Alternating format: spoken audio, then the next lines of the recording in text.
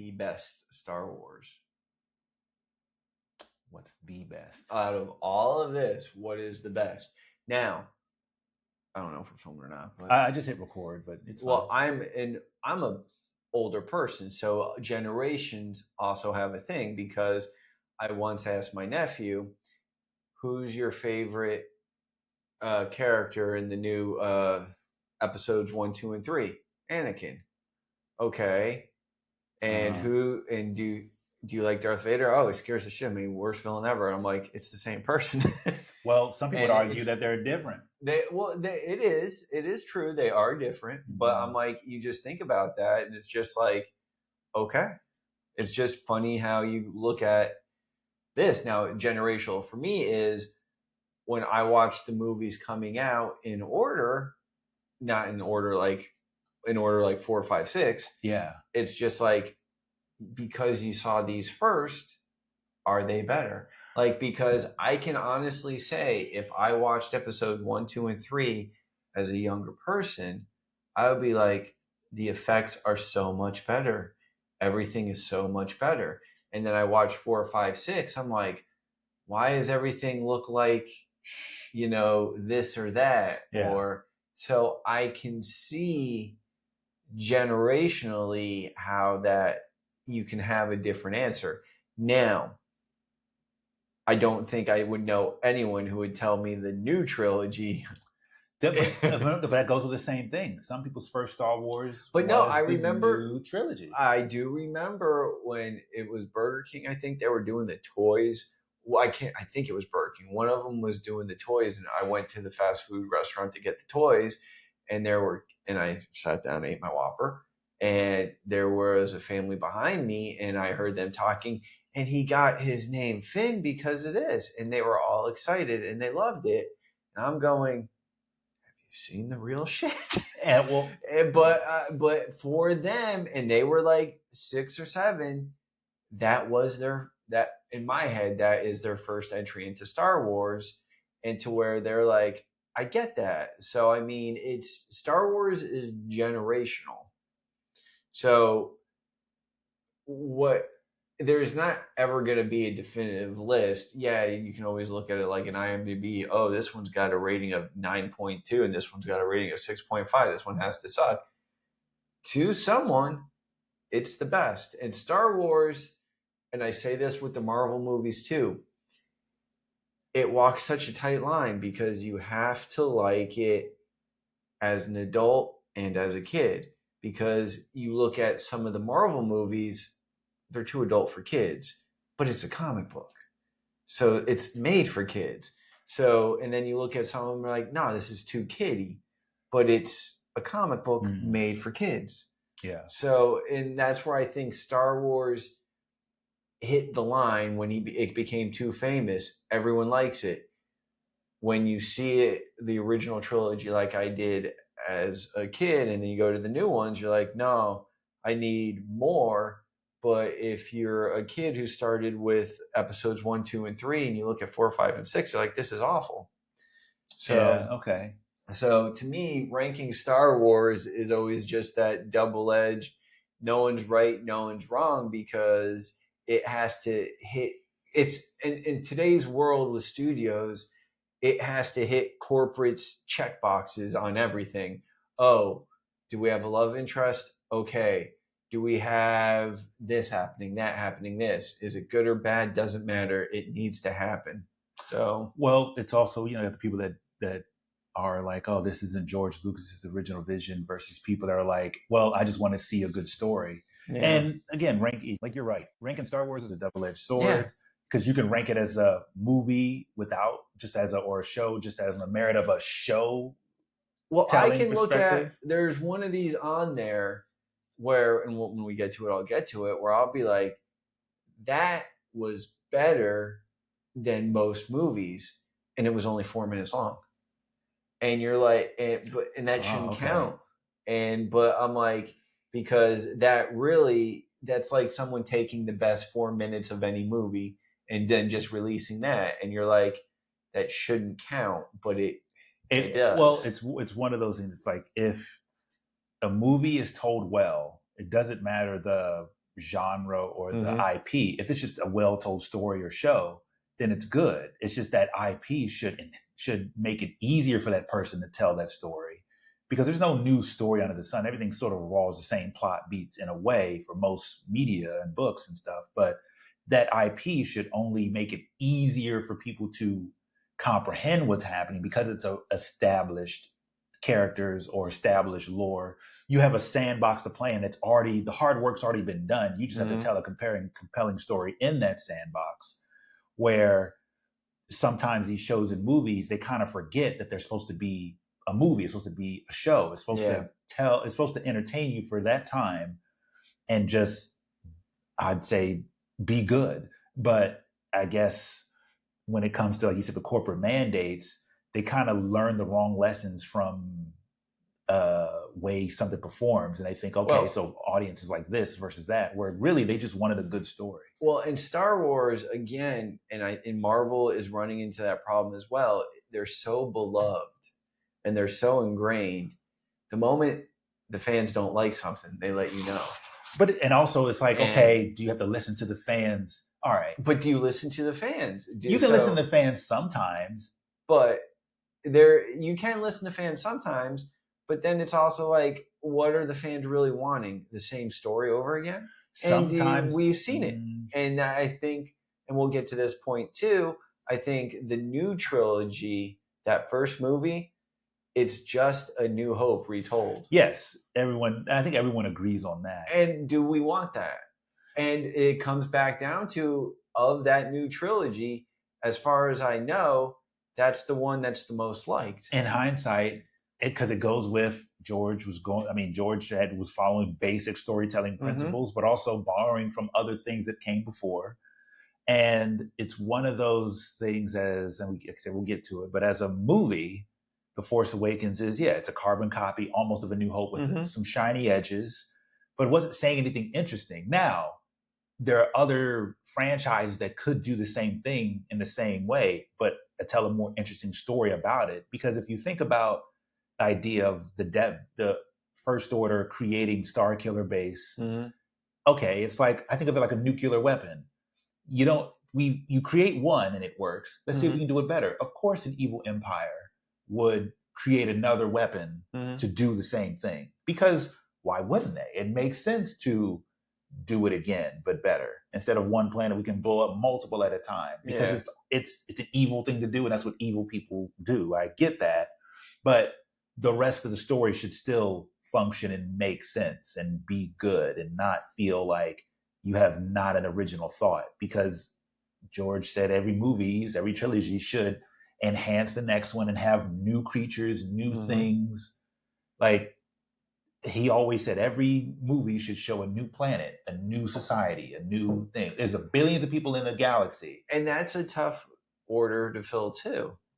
But also, is it tough, or is it just a lack of imagination? I don't know if I'd say it's a lack of imagination. I think, again, it's also a generational thing. I think some of us say it's too digital now. I think a lot of my generation people say with certain movies, it's too digital.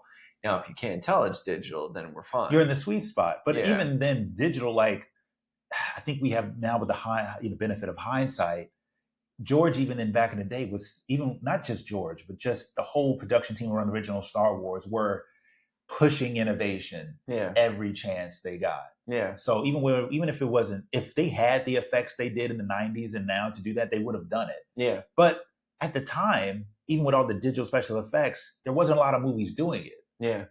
We kind of take it, for granted now, how special effects are now. Some stuff it's integrated well, some stuff it's not. Like, even with Tom Cruise movies, they still use special effects. Oh, yeah. Things are still done digitally. It's just how well you mask it. But of course, it's expensive to have everything made practically. And even like you look at shows like Andor, there's not a lot of aliens in green makeup running around in that show. No. No, not at all. Because it's like, it takes a lot of work, and that means you got to pay to have these makeup artists here and this person be in this green costume and do all this stuff. Practically, it costs time and money. But more than time and money, does your story mean we need to see it? If we don't need to see it, then you don't have to do it. Now, granted, even with all the digital effects of the prequels, there wasn't a lot of movies doing that at the time. And of course, George is like, I'll be the one to do it because Industrial Light and Magic gives us Happened because, a lot of our because stuff. of him. Yeah. Right, but I mean, I don't know. I think my generation liked it because they just did it. Oh, hey, we need a sand town. Let's build one. I think your generation is like also, but it's also dangerous. It's dangerous, but they also didn't know every nook and cranny behind the scenes like this generation does now. Yeah, like this generation, when you look at people react to different trailers and things online, they're saying phrases, "Oh, that's a nice shot. Mm-hmm. That's composed, cool." Mm-hmm. These new fans know terminology. They know terminology like shots and cool and like the cinematography. They're actively talking about it in the marketing material for a movie. Like, oh, the new Superman, that's a gorgeous shot. That's a gorgeous thing. Where that movie had some good, I just went to the movies and we're off track here. But I was watching Tron, that Ares. Yeah. And I'm looking at him like, I don't know if I don't really remember liking Tron 1 as a kid. I remember thinking the bike scene was cool, but Tron was like a one and done for me. Yeah. In Tron 2, I was kind of excited to see it. And then I watched it, I'm like, it's another one and done for me. And I'm looking at this, I'm like, visually it's cool, but damn, that's some good music. I mean, but that's the thing. And Trent Reznor from that 9 Trent Nails, Reznor, but then you got Daft Punk doing Tron, was it Legacy or whatever? And it's like they understand like how to hit you in the like those movies. Like the Tron 2 grows the more you watch it because like the music, the visuals, you're like, it's for its time. The whole digitally de-aged Jeff Bridges was fantastic. Yeah. But again, time. I think when people like say for its time it was good, but what is the story trying to say? That's what's most important because inevitably. You play old video games now, they don't look how it looks now, but they're still fun to play. They are still fun to play, but boy, I popped in that original Resident Evil on PlayStation 1. I'm like, whew. It's a pain in the ass. Well, I remember that thing being... the problem is, when you play a video game today, and then you think of video games back then, other than, Mario Brothers, I remember that going, oh no, the graphics on Resident Evil were smooth, this, that, and this. Now I watch it, it's like it's 1,000 little blocks moving. Yeah. I'm like, what the hell? But again, it's like you still kind of feel immersed because like it's doing weird angles. Things are popping out. It's getting it down to the base level ingredients. Same thing with these movies. Like tell the story with the basic storytelling principles, and you got like Sinners. You didn't get like even with that. It takes concepts from other movies you've seen before and mixes it in its own. But again, it's about the characters. It's like the character itself in the movie, like, okay, I get what they're going for. We've seen plenty of movies that take place over a course of one day in the movie timeline. Yeah. But it makes sense. You're like, okay, I'm caring what the characters are doing. It's the same thing with Star Wars. Like whether it's new trilogy, old trilogy, prequels, TV shows, people just want good stories. They want, told by competent people that either care about what they're doing. Actually, there is no either. That's what they want. They want people that are like, and looking at this list, you want people with different stories and different genres. It can be a cartoon. It can be live action. As long as it's hitting the beats, it's fine. But just for ranking wise, just for clarity, we've got S tier, A tier, B tier, C tier, D tier. In my opinion, D tier is like, it's not F or E, but it's the worst. What's S stand for? Superior? Yeah, it's like It's like almost like, okay, like if you think of a perfect movie or it's in my mind, it's like you can't do no wrong. And I'm ranking this not so much dinging how some CGI looks, because at the time it was innovative. Now, was it deployed effectively no matter how innovative it was? That is the question. That is the thing I'll hold something against. Like, just because it was CGI, I don't blame it for how CGI looks. But if it wasn't deployed effectively and then it doesn't matter. Like, just because you use miniatures in movies doesn't mean it's going to be good. Yeah. Just because you use CGI and it's a lot of it. Like Avatar is all CGI, but it's good, but the story's also quote unquote good. See, my problem with Avatar, and I've said this since day one, it is dances with wolves in space. So that's where I'm again, James Cameron. But it shows it's like it's the basic level person integrated into a society and learns to love it. it's a common story trope, but how it's presented matters. There's plenty of movies that try to look like Avatar that don't push the boundaries. Like, we all know they're not real. We know aliens don't exist. We know when we look at the xenomorph, it's, well, yeah. We know that hopefully, God, there's no xenomorphs out there, but you kind of know. It's like, just because, like the Terminator movies, we've seen the best of the best when it comes to these Terminator movies, but then just because you make them and the IP established and if the story's not good enough, it's like, well, I don't want to keep watching this same thing, you know?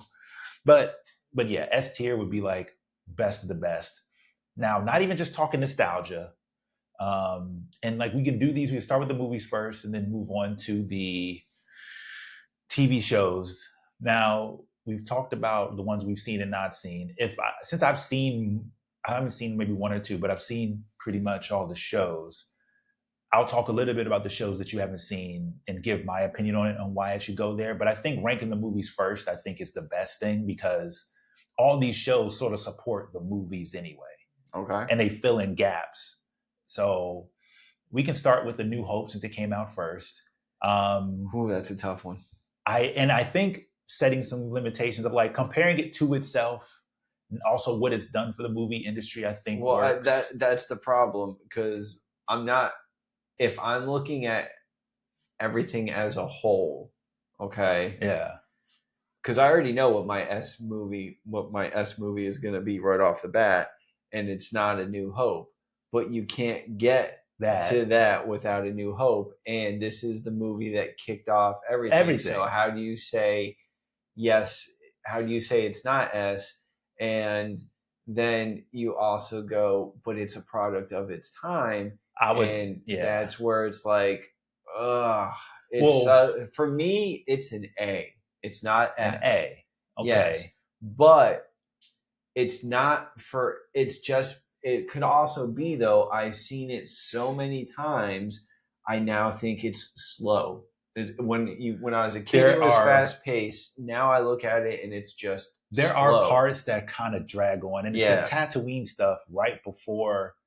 It is literally the Tatooine stuff right before he gets the message, and then it's the Tatooine stuff. Because like when R2 and C-3PO land, it's kind of drags the hell on. Yeah. Well, but when I was a kid, it was stunning. It still everything. Looks good. Yeah, but it never dragged. And I remember getting to a certain point, I'm like, okay, they kill Obi-Wan. Oh, I know I still have half the movie left, and I'm excited because it's not going to end. Now I watch it, I'm like, Jesus, they just killed Obi. I've got another hour of this shit. Here's the thing: from after Darth Vader shows, he's from the first scenes. Then when you see R2 and C-3PO wandering the desert and they get kidnapped by the Jawas and all that stuff kind of is slow, because then it wasn't until you see Luke when they're buying them is when it like kind of picks up. And then there's a point where like after the twin binary sons, and then you see him you learn about the droids getting what happened? Like one of them gets kidnapped or something, where he meets Obi-Wan. Yeah, there's like little bits in there that kind of R2 runs away. R2 runs away, and then that's when it gets kind of like, yeah. But I hear what you're saying. I think A tier is fair, but I also see S tier because it started. Yeah, that's the problem. So again, it's not like rank. It's like when they're in these brackets, it's not like one saying one's better than. But like all S tier means it's all the same. But I think A is fair because it's the first one. If nothing came after that, great. If nothing came after it, would be S, sure. Yeah. But the problem with it is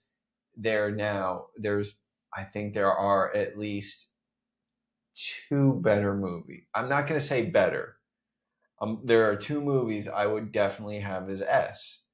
And it's just, this is where it's like, oof. This is the thing that started everything. So yeah, it can't be lower than that. That's fair. And when everything's on the board, if we decide to change it, so be it. But I think the first Star Wars is a given. It's a perfect movie that goes, and we've seen documentaries where they say it was saved in the edit, and this happened, and this happened. Mm-hmm. Like it took a lot of things for this to be good, and it worked. Well, this was an independent movie, and that kicked off a $1 billion. Yeah, it wasn't meant to be for the masses, and now that it gets, all this, it's just like, how does it not go to S? Yeah. But for me, it's a solid, it's a perfect movie. S is like goes above and beyond. It's like, it's but now this is where we're going to run into the problem, because now the next movie we're going to talk about is Empire, and to me that's S. I think it's S superior, but you can't have Empire without Star Wars. Here's a stipulation. It's like the first of a movie, you always give the first of any movie that sort of becomes a trilogy grace, because it sets the tone. Like the first John Wick, a perfect movie. John Wick wasn't supposed to be a trilogy though, so John Wick works. I think, perfect on its own. Movie. It's A. But like you look at John Wick 2, and dare I say 3, 2 especially, the goal of a sequel is to improve on the things that work in the first, and enhance the story. And that did do that. It's like Terminator 1, perfect, good, great. Terminator 2 says, here's how we kick it up a notch, but it doesn't compromise itself. Where even if you count the twist, even if you in the ending and you count like all the things that's set up in 1, that sort of is, say, even if they had no idea how 1 was going to go, 2 says, all right, we're just going to tell this story, and it does a good time skip. It doesn't tell you everything. You know that these characters have been stuff. And it's a reason why it's the template for every sequel that came after, because it understands, even if it's a sequel in a trilogy, it's like, the bad guy wins. They win. And you don't expect it. Exactly. You don't expect it. And then Han Solo, if he's you either call Luke the main character or Han the main character, at that point in time, you didn't know if he was dead. And even then, you get after this movie that they've all been seasoned warriors. They've all been doing missions and things, and they have a camaraderie with each other. And like, it isn't until like you get the expanded lore from comics and movies and things later that you realize, okay, what Darth Vader was doing during this time, what's going through his head. You slowly realize that Darth Vader, like once you get into the prequels, you realize Anakin is really the main character of all of this. But I also, and this is, I would think this would upset a lot of people if I were to ever talk about this at a Star Wars trivia night. I think Empire is better because it's less Lucas. I think the dialogue in 1 is sort of clunky, but that's fair. Now we go to S, and now the dialogue, now it's a different time, and there's more. It's moving, but it's moviegoers had it's more quicker. Patience. Yeah, and this one, it's moving, it's going forward, and then there's always you didn't have to explain movie that shouldn't work. Yeah. You split up the group. We've now got 3 separate movies. We got Luke going to Dagobah. We got Han running away from Boba Fett.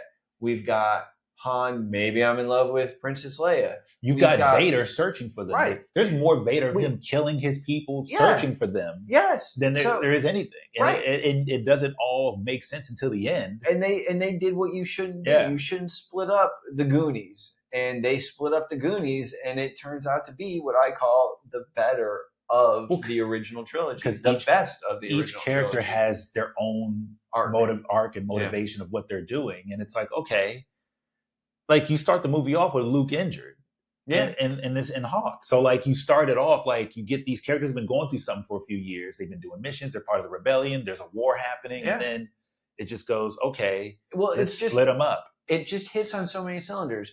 Okay. There's no death machine they have to blow up. It's all like character based. Well, Luke loses a hand. You're like, that's not supposed to happen to the hero.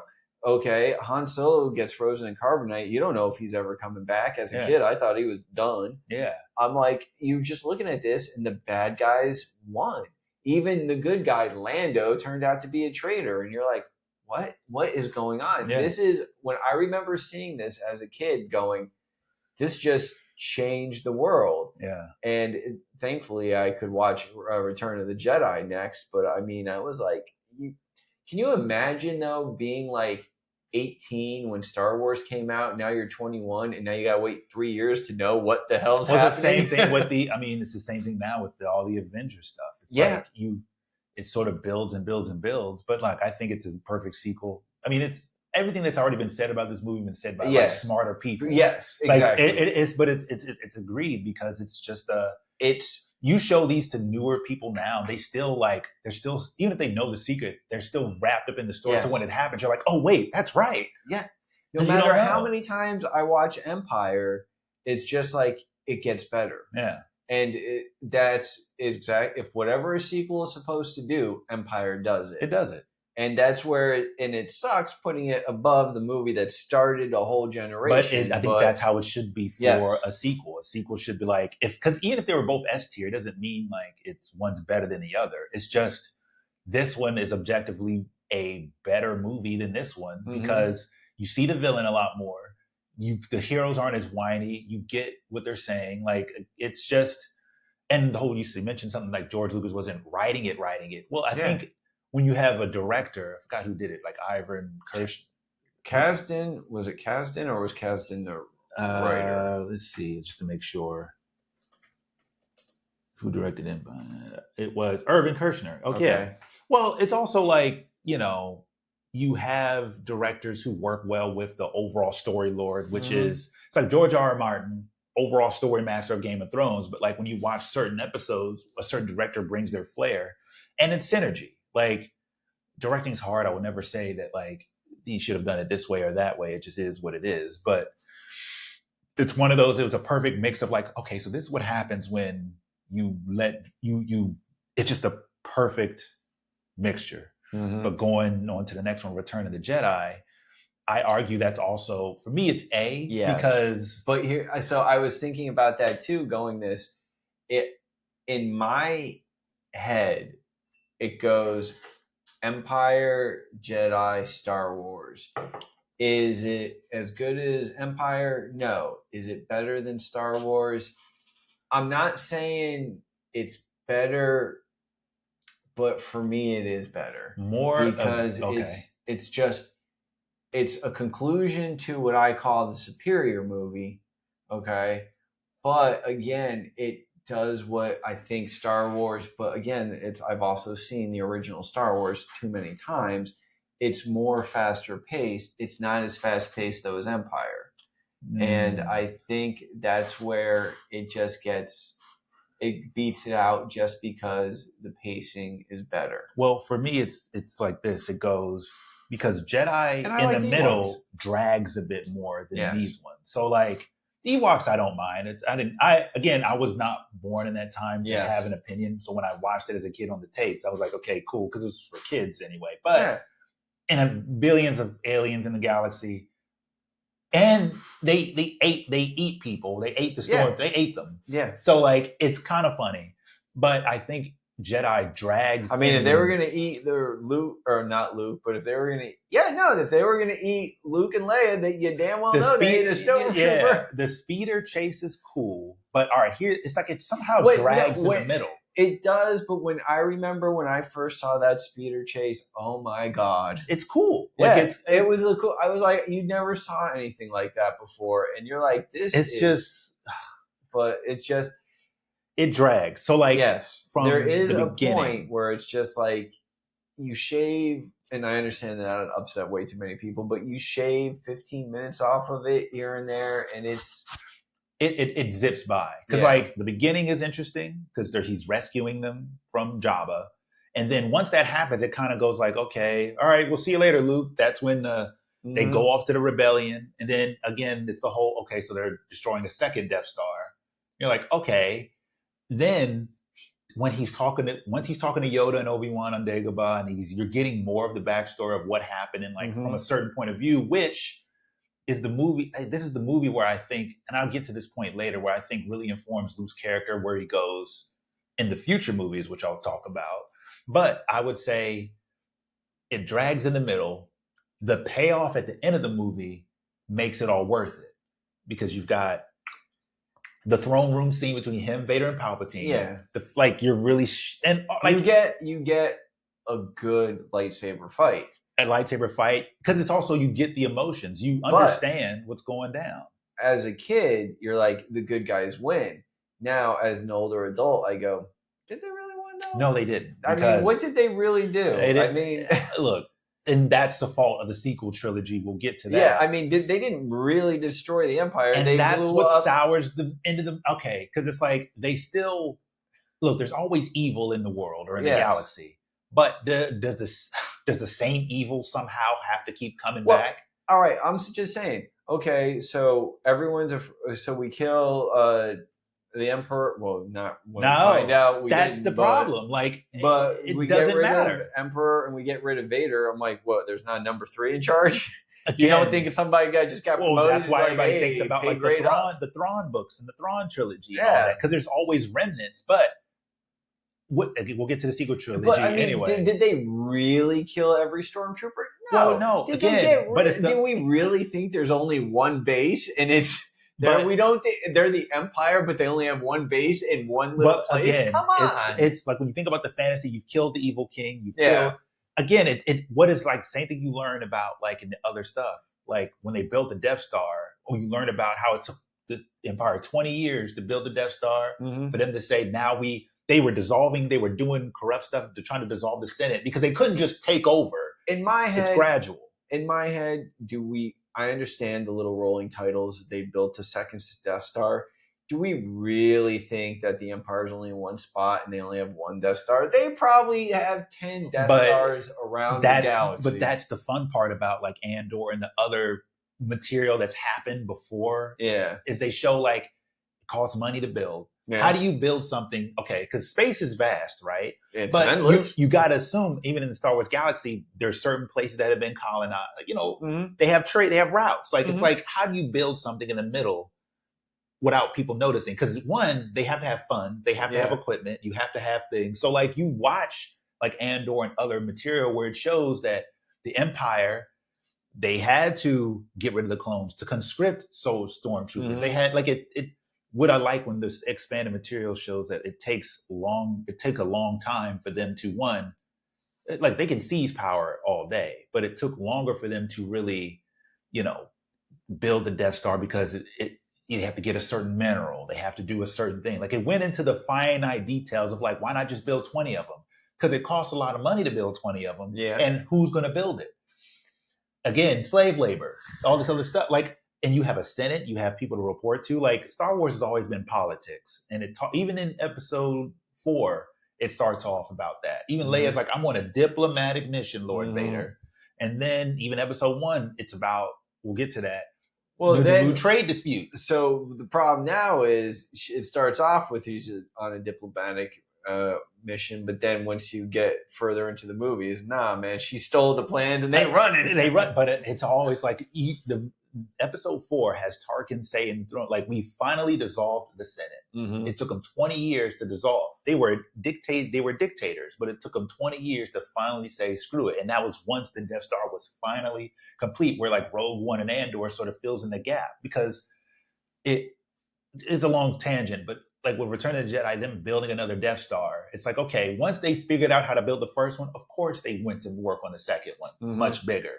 But like Palpatine said, the first Death Star had to be fully complete for it to be operational. The second one, as he said in the throne room, actually it is operational.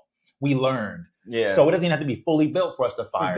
We built the gun. And we figured out how to build the first gun. Yeah. Now we can build more. Yeah. So I get that. Obviously, it takes longer to build the first one than the second one. But I think the ending of the movie wraps up the trilogy well. The loose ends are kind of tied up. And if you never got another thing after, the sequel is the climax, but then the falling action, Return of the Jedi Return. It makes sense. I think that's what hurt them. If they were Lucas had plans for another trilogy right off the bat, and apparently there were talks about Luke was going to play Darth Vader, and I was like, okay, that would have been cool, but it took too long. Well, that's where I think Star Wars then became the myth. And that's where it's like the Legends material started happening. And can you imagine that though? Like for the movies, for just movies at all, it took too long to get to another set of movies. Yeah, you had the Droids cartoon. Yeah, there was a here and there little spin-off that had nothing to do with the main characters. But it took too long, and Star Wars then just built up too much of a cult following, too much of a following and too much of a myth. Well, it's too much pressure. Yeah, you can't. Well, here's the thing. What if where a Marvel movie comes out? Oh, this one sucks. Let's hope Fantastic Four is better. But again, I think the issue this is one. It's like this one. It just took too long, and you're like, well, Marvel ran into that issue. Years. Yeah, Marvel ran into that issue just like Star Wars could have ran into earlier, and its run is too much of it, and you let people miss you. Yes. Now, people like George said, people can write all their little legend books and comics, and that's why when Disney bought it, they said we gotta decanonize a lot of things. Yes. Which I don't feel like they've capitalized on it too much because there are probably better Star Wars books out there than the movies. Mm-hmm. I haven't read every single one that ever was, but there are stories out there that tell a better Star Wars thing than a movie could. Because you can do a lot more in a book. You can write characters that are more compelling. Like you got Thrawns and you got your stuff, all your other Mara Jades and all these things, these dark forces. Like there's so much material out there. But good news is because they waited before they put out the movie, all those materials were written. So when Disney bought Star Wars, they can actually pull from all that stuff because all the hard brain thinking was done by some writer in the 80s and the 90s already. So I get, by the time the prequel comes up, because those are up next, all this material's come out, and it wasn't until 99 that you finally get a new Star Wars movie. And it's a long wait. It's a long wait, but was it worth it? Well, cards on the table, judging by hindsight now. I'm not going off when it first came out. I'm going off how I feel right now. All the supplemental, all right, before I even get to this, after every movie, supplemental material enhances a movie because now you learn more about a certain backstory, a certain character. But episode 1, I think out of the prequels, it's almost a C, in my opinion. All right, so this is where it's tough because I know where I fall where Attack of the Clones will be. Me too. And I know where what's the third one? Revenge of the Sith. Revenge of the Sith. I know where that'll go. Do I think it's a C? No. Do I think it's a B? No. So that's where it's tough. But I was born in 77, right? So, I mean, I lived through Star Wars. I was in the theaters for Return of the Jedi. I don't believe I was in the theaters for Empire, okay? Now, when episode 1, when that trailer dropped, it was the end of the world. Yeah. When you just were going nuts. You wanted to see that trailer again and again. It was Clint Eastwood had a movie, I think it was called Bloodwork. Don't quote me on that. And that trailer was on that movie, and people were just going into that movie, watching the trailer and leaving because they didn't care about that movie. They wanted that trailer.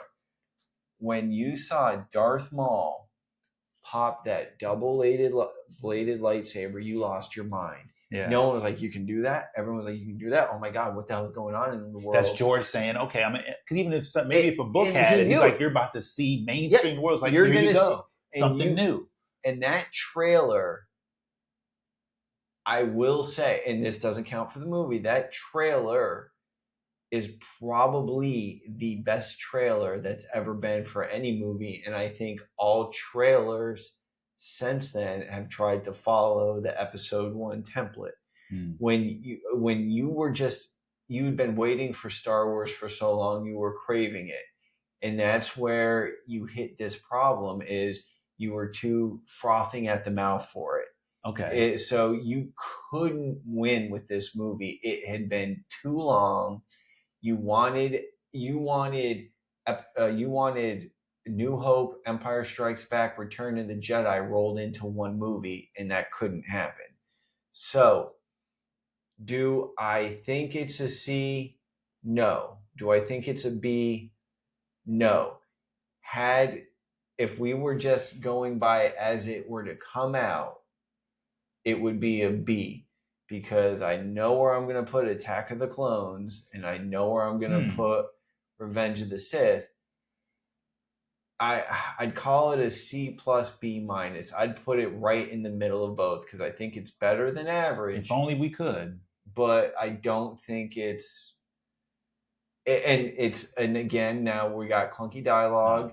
The pod race scene. Pod race is cool. Jar Jar's cool, a little odd. Jar Jar's is a weird. It's not great for me. See that again, though. It's see boring. where so it's a bore. Okay, parts of it are boring. The thing of it is, and when it gets boring, Darth Maul shows up. But that's the pod race need to be. If the pod race is, I don't remember how long it is. If it's 12 minutes, it needs to be 6. Well, I don't remember how long it is. Jar Jar is for kids. Now, having Jar Jar for kids is one thing. How Jar Jar talks and his weird racist Jamaican. Now, all right. So yes, this is where this movie where people didn't tell George no.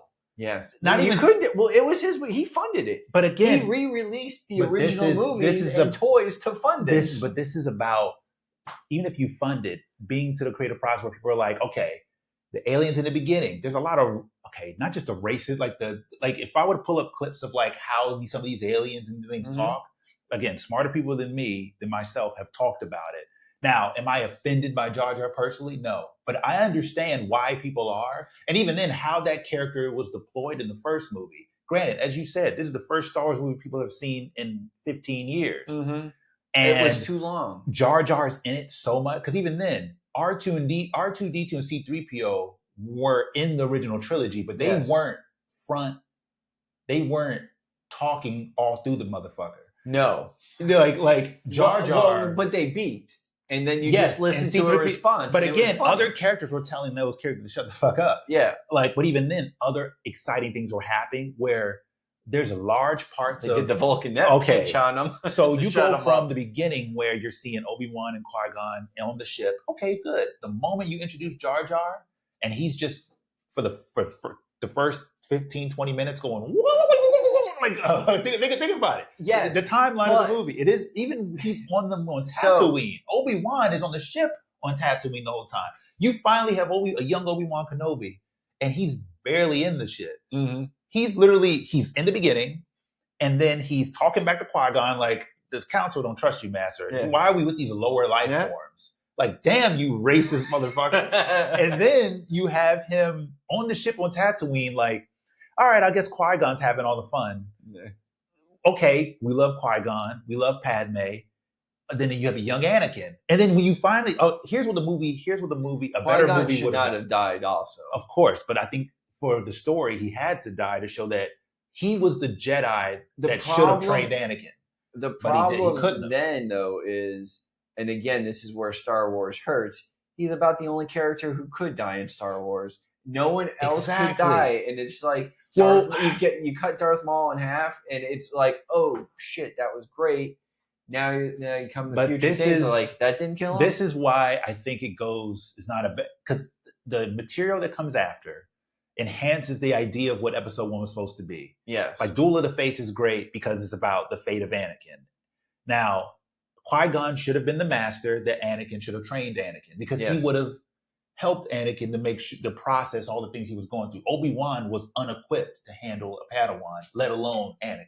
Mm-hmm. So him dying sets the movie in motion. Now, if you had to re-edit Episode 1, yes, we trim the pod racing down a bit, but if we can get rid of a lot of the Jar Jar stuff. Well, and backlash of Jar Jar happened, which is where 2 and 3, they eliminate Jar Jar because that's what now you can look at that whole theory where Jar Jar becomes one of the most important people because he's the one that gives Palpatine the emergency powers. Well, now you start looking at it, and there's a theory where Jar Jar was a Sith Lord, which is and you're fun like, theory because you can see everything he does, and you're like, damn, was he? Here's where you have George as a creator, where other people should have workshopping the story just a tiny bit more to say, okay, even if we have all these characters in, you can't change these characters. The end result still has to be the same. You have a movie about trade disputes, which can be interesting if done well. All right. Because that's what it's about. It's about trade disputes in Naboo. That's another problem though, when my generation came from Star Wars and to look into the Empire was just government. But again, that's what it was. What I thought as a kid was just the black hat. I'm like, the bad boys. But that's the thing. It's like, it's always, even George even said when we talked to James Cameron, the Empire was this big government and the rebels were the Viet Cong. Yeah. Like it was always about that. Now, back in the day, movie-goer audiences, maybe they were a little more intelligent, but you didn't need to explain it to them verbatim as you do now. But that's why people like Andor, because it's saying like, I'm not going to put the kid gloves on anymore. You know what this shit's about. The Empire is evil. Where episode 1, trade disputes on a singular planet with this race of aliens, the Mordians or whatever, the racist Asian aliens. That's why people hated them, because they, it was very stereotypical. George was off as shit.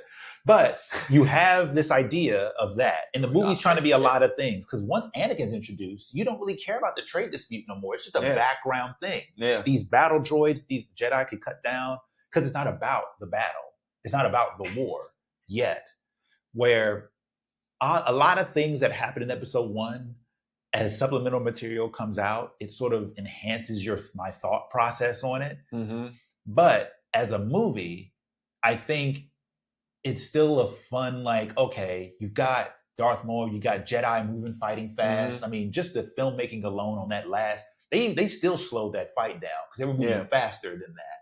Well, and it's fucking cool. Yeah, I mean, again, that did improve when you went from the original trilogy to lightsaber here. Jedi in their prime fighting, like these guys are badass. Yeah, and that's exactly what it was. And then your Sith guy, he can fight 2 and 1, and it's like, what? Okay, the Sith are back, and so that's where it gets kind of like it enhances the movie over time. It is not a great Star Wars movie, but the things that it builds, that happens after it, the characters that it's introduced come back later, and it makes it more fun. And then watching a young Palpatine just sort of like, I'm just a senator. And then he's literally like, the rewatches are better, but it's still not good. And then we move on to Attack of the Clones, which I think is one of the worst ones for obvious different reasons. Same thing as episode 1. Where Empire works, Attack of the Clone fails. And Attack, all right. I can understand everyone complains about the love story. I'm like, look, you got one episode, you got one movie to even Han to have kids. Yeah. It's just like not great. Yeah, it's just like, well, it's gotta happen. But it's just like, ooh, it wasn't. I'd rather watch this one than this. I'd rather watch 1 than 2. 2, once you're in Geonosis, but it happens at the end. Like, okay, learning Obi-Wan versus Jango's okay. Anakin and Padme, it just, again, it doesn't carry. It's a lot. I don't know. I mean, I remember going, all right, I don't know. You watch Attack of the Clones, and my big standout was Yoda. He pops out.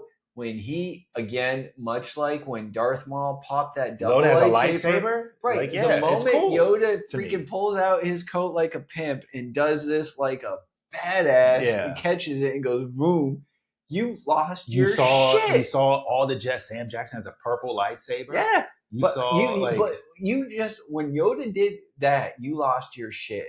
And then when you saw Yoda jumping around, spinning, flipping this, that, and this, it was like, holy shit! But again, you have to wait to the end of the movie. Like you look at like Avengers: Infinity War. The movie has so many highs when you're watching it. Attack of the Clones has one high, and it's at the end. And you got to get through all that crap. My complaint now, if we're gonna go back to episode 1, Darth Maul pops that double lightsaber. The whole theater is like, "Oh yeah, we're going good."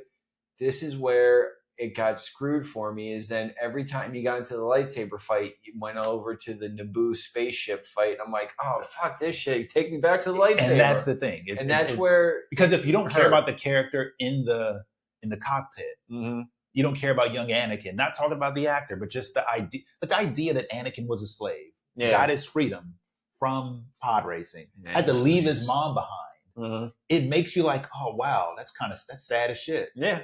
But like, again, a better director in a sense, or a story, like it would have worked. Just like all the By the parts. Way, how weak are the Jedi where they can't even get his mom out of there? And you've got Queen Amidala, who's the queen, and can't get her out of there either.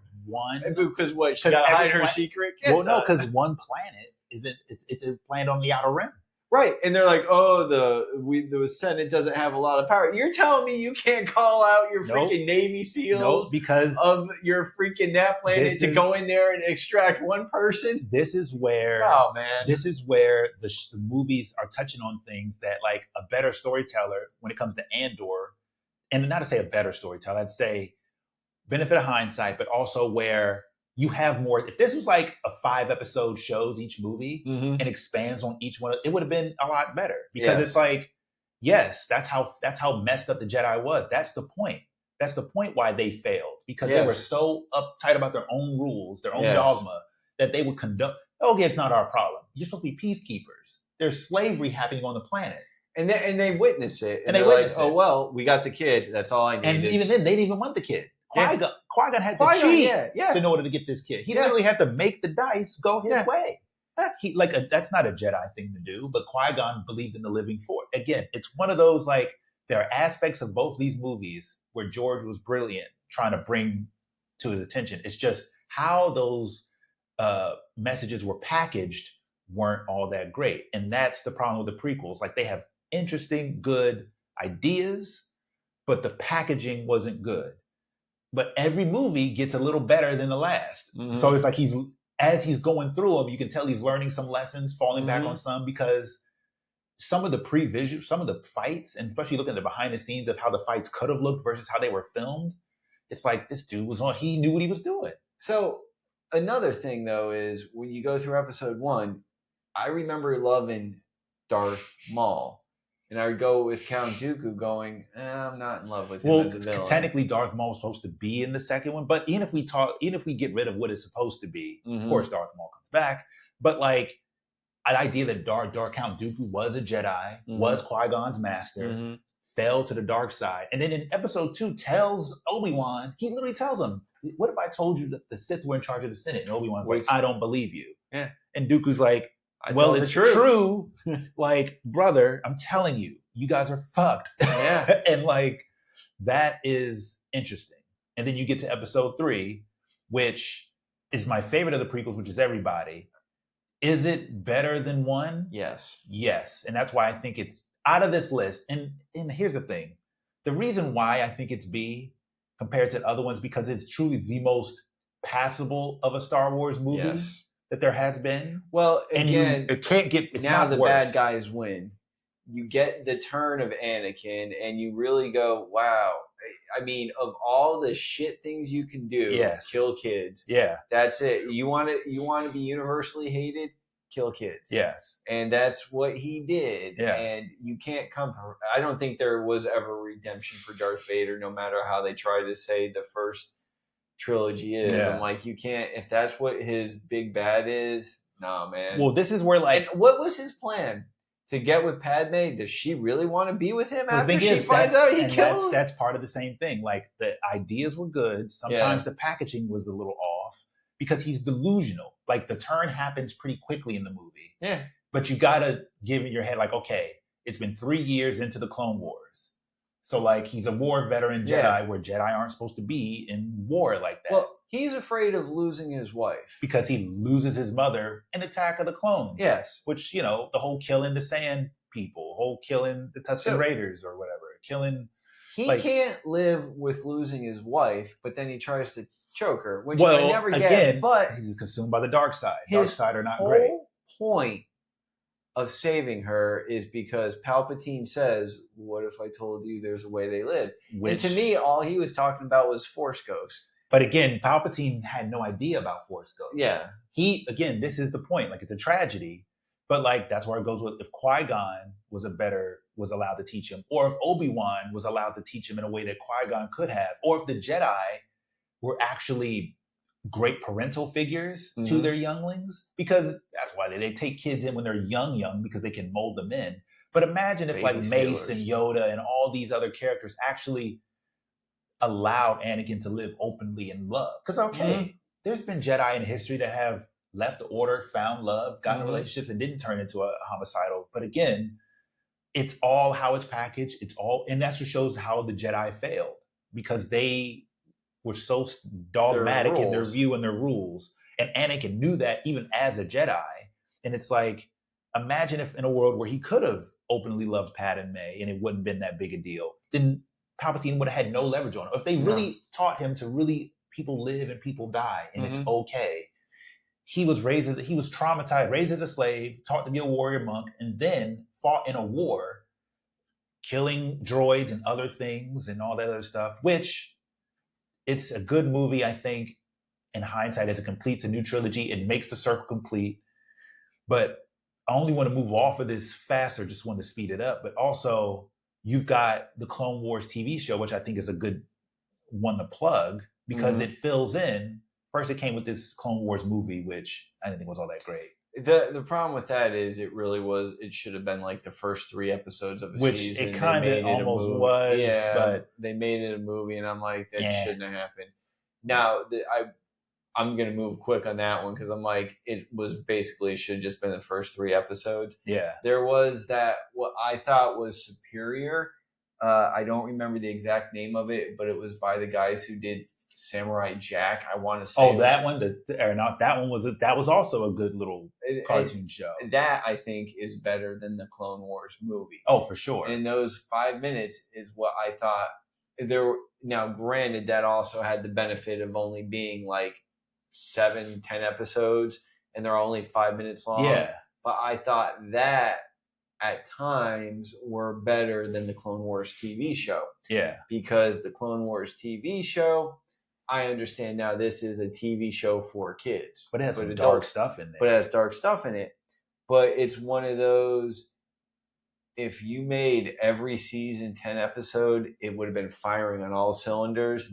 There was a lot of episodes you could have skipped. Yeah. And that is how you also bring in a new Jedi, Ahsoka, because I don't know anyone who doesn't like Ahsoka. She might not be your favorite, but who doesn't like Ahsoka? It's an interesting concept. Like, that's why, like, even when I lump these together, I think I struggle between, like, because not every episode of the Clone Wars is a banger. But when it's hitting, it's like, yes, is it A or is it B? I'm tempted A because it fills in a lot of, it's like this, but on steroids. So this is where I don't put it at A, but it's more than B. But it's for the fact of not all episodes are winners.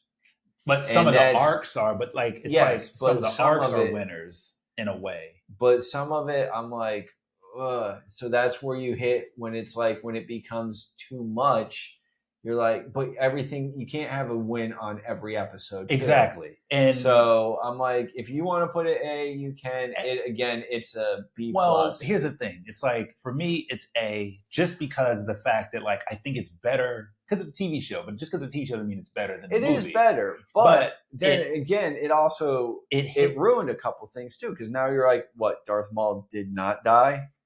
Again, but that's a problem that keeps happening. But you know, when the show first came out, and then they introduce time travel, or no? Well, sort of that happens a bit in Rebels. Yeah, but I think when this show, because they had to come back and finish it, but like when it does a better job of looping everything into it, because you really get to see Anakin during the Clone Wars. It fills in the gap between 1 and 3, which makes the turn in 3 a little more digestible. It makes the turn in 3 going. Now you literally do see him and Obi-Wan together. Friendship. You see how corrupt. You see now whenever they show Palpatine sort of talking, you're like, he's the whole clone, 5s, that sort of deal, like a clone who figures out Order 66 and it's a conspiracy. Like, it's a show that hit every genre. And then said, okay, it's also, here's a droid episode that's kind of fun. Here's a Jar Jar episode. Here's this, here's that. It makes sense. And I think for the animated, because a lot of this other animated stuff tries to be this, and it may not all work. But I think it's along the same lines. Because I think if they decided to if all these disappeared, right? And this became episode 1 or whatever the hell. Or they said, what if they didn't want to do 6 movies? They said, all right, here's the 3 movies. Now, here is this other movie, but here's this show. It's like, okay. Because like, if you got rid of episode 1 and 2, it wouldn't be a tragedy, but like say you added parts of 1 and 2 into flashback episodes of the Clone Wars for an arc. Each one of these movies is split into 3 episodes. Then you'd want a movie. And then you want to get the movie. But then it's like it goes boom, boom, boom. And then here's the thing. These movies say there was a thing called the Clone Wars you know nothing about, right? Mm-hmm. It isn't until episode 2 that you even know it. Finally see the beginning of the Clone War. Then episode 3 is the end of the Clone War. Now imagine we got these movies, and then George said, I know you guys want a movie, but I got this cool shit called animation because I love animation. Get this shit. Here's this 7-episode show, and it's exactly this, and it's a banger. And then they do flashbacks to like, all right, this is episode 1. You ever want to know how we got to Anakin? Here's this season, here's that season, just like Andor. And then they finish it off with the movie. You literally got Andor and Rogue One right there. But like this show could have literally went on for 5. It could have retconned a lot. I just think it's on the same tier as these movies because it's not a perfect show, but it really enhances everything down below. And just like Empire enhanced this and sort of that, this show just enhances this. That's what if this show doesn't exist, these all on the same tier. No, I still think if that show doesn't exist, 3 is still higher than 1 and 2. Oh, but, yeah, it's still higher, but I do. It's not a larger conversation. Again, I don't see it as A. There are some episodes I would rank as S, and there are some episodes I would rank as A, B, C, and D. Well, for me, I also think about all these other shows as a here. Whole, it does hit levels, but again, it's where I wish we had a B+. Me too. But that's why I'm kind of like, just to even get through the next trilogy a little faster, and this could be like a part 2. Oh, well, I just wanted to get these out the way because of how it enhances it. Because like, if we didn't get this, then we went straight from this trilogy to the next trilogy. It kind of all falls. Because I can't in good conscience say Tales of the Jedi is better than the Clone Wars show. Like that can't be on the same tier. It's just an average passable thing. And I feel like Clone Wars is more average, is better than average. It is better than average. The animated Tales of the Jedi and all that. Like all of it is enhanced because we've watched this. Just like we go with this wouldn't exist without this, but all this stuff is trying to enhance this Clone Wars that already happened. And Clone Wars does enhance. If we're basing it on enhancement, it does enhance. But I think it's just... It does enhance movie 2 better. Well, I'm not saying movie 2, but now you know what the Clone Wars were because you walk into a movie called Attack of the Clones, you're expecting a Clone War and not the Clone Wars. Why the clones attacking? Like, the Clone Wars have begun. I'm like, okay. I think we've hit the point where all like the best of it is kind of all right. So the Force Awakens, to go back to the movies, I think we've talked about it already. It's just a rehash. Everyone says rehash of New Hope. Interesting storylines. Now, here's my big worst part is that they kind of screw Finn over in the trilogy going forward. Yeah, all right. When you walk into that movie with all the advertisement push before you saw that movie, what they were doing with Captain Phasma and Finn, you expected more than what happened because I still watch Captain Phasma and go, why was that even And this is the problem with JJ. He said, again, I get it. Well, I think JJ did the right. If he was only going to do one movie, he did it right. And he's like, look, I've got all these doors open. They're cracked. All you have to do is open the doors, have some fun with it. And where we're going to go with the next movie after that, it just shut the door and made me go, what the hell is this? Well, I think that's the problem. It's like they didn't plan it out. You have the new Star Wars trilogy. You should have planned it out. Yeah. And then stuck with either the same direction. Disney bought Star Wars, and Disney needed some sort of return on it. But they knew they were going to get a return. They knew. Well, they would have had it just on merchandise alone, but they were like, a movie will get us that. Give us a good movie. Which I don't think they did. I think they gave us gave us the same movie. So I'm going to be curious to see where you rank this because I know where I'm putting, what's the second movie? Last Jedi. I know where I'm putting Last Jedi, and I know where I'm putting Rise of Skywalker. But this one is superiorly better than the other two. I think it's better in the way that the story makes more sense. And but it's as this of story. this, Yeah. I'm curious where you're going to put it, because I will say it's faster paced. Yes. It's everything I complained about with the original trilogy. The effects, they're all there. I think Kylo, at that point in time when I saw it, my biggest gripe was Rey could take out Kylo. But putting that aside, everything on that movie hit for me. Everyone knows, if you know me, I love R2-D2. Just love R2-D2. And this movie introduced BB-8, and I'm like, I'm down with BB-8. Yeah. All right. This movie, I know where I'm going to put it. I'm really curious where you would put it. All right. Because all that I agree with to an extent. To a point, I'm going to say something that probably shouldn't happen. I probably like it better than the Lucas movies came out. Now, if I could monster parts from episode 1, 2, and 3 and make that a movie, okay, that's different. But as a standalone movie, I think it's better than 3 and 2 and 1. But I'm curious because I see you putting it as a B or C. It was going to go B or C, but I'm not putting it A. No, God, no. And but it's not S. B. It's a solid B for me, but it would be a B plus, because when I walked out of episode 3, I literally, me and my friend saw it. There's never going to be another Star Wars. This is it. It's done. It's over. We didn't realize they were going to do more stories. Now, and it took them years to do it then too. But we were like, we didn't even get the Clone Wars then. We really thought this was over. At the time, they were talking of a TV show, and I was just like, Jesus God, it's going to be Dawson's Creek with lightsabers.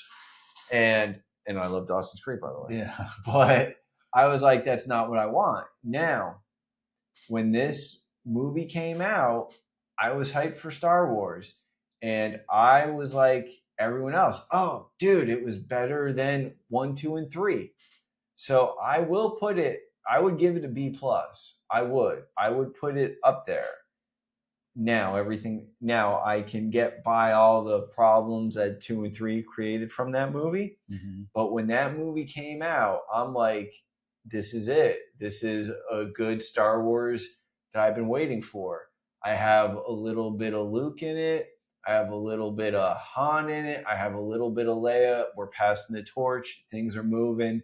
This is a good start. When that movie ended, I'm like, we got 2 more movies. Expectations were high. And I was like, they're going to impress. I'm going to get another Empire. This thing's going to be great. I did not get that in hindsight. But that movie for me would be a B plus. It is... I would rank it higher than episode 3. Okay. All that I agree with to an extent. I've always fluctuated between B and C, but I cannot. This movie takes Force Awakens, takes aspects from Legends, but doesn't utilize them in the best way. Takes aspects from the original movies, it doesn't utilize them all in the best way. Now, this again, though, I know what you're trying to say, but I then say Disney just spent $4 or $5 billion, and they went and said they don't get a free. Agenda. But the thing is, they don't get a free pass because of that. No, but I gotta believe they gave J.J. Abrams an agenda. See, the issue and is J.J. had to do what. From what we know, they said, J.J., do what you do, because they hired J.J. because no one he's a mystery box director. He's a mystery box like. I'll set things up and let somebody else take care of it. Mm-hmm. That is Disney's fault for not. Okay, this movie comes out in a post-MCU world. Mm-hmm. 2017, we already have the first 2 Avengers movies. We already have movies building upon each other. Mm-hmm. Now, when the MCU started, everything wasn't planned, but they learned how to tweak and peak and sort of, they began to weave stories into each other. Mm-hmm. Like they were, next year comes Black Panther, comes 2015, 2 years from now, from this, Avengers Age of Ultron comes out. You've got 2 years from now, you got Black Panther, Thor, You Avengers. can't look at it in hindsight. This is not just hindsight. This is during the time when this came out. Even when I left the movie, I was like, okay, interesting, but kind of like, okay, Age of Ultron is coming out this year, the same year as Star Wars, right? The second Avengers movie. The MCU experiment is in full swing. Disney making money. Disney got merchandise left and right. They told Kevin's like, look, let me build this thing out. They're learning from their mistakes as they go on. Mm-hmm. You're telling, like, you hire a director because he did Star Trek, and even then, those Star Trek movies were kind of divisive.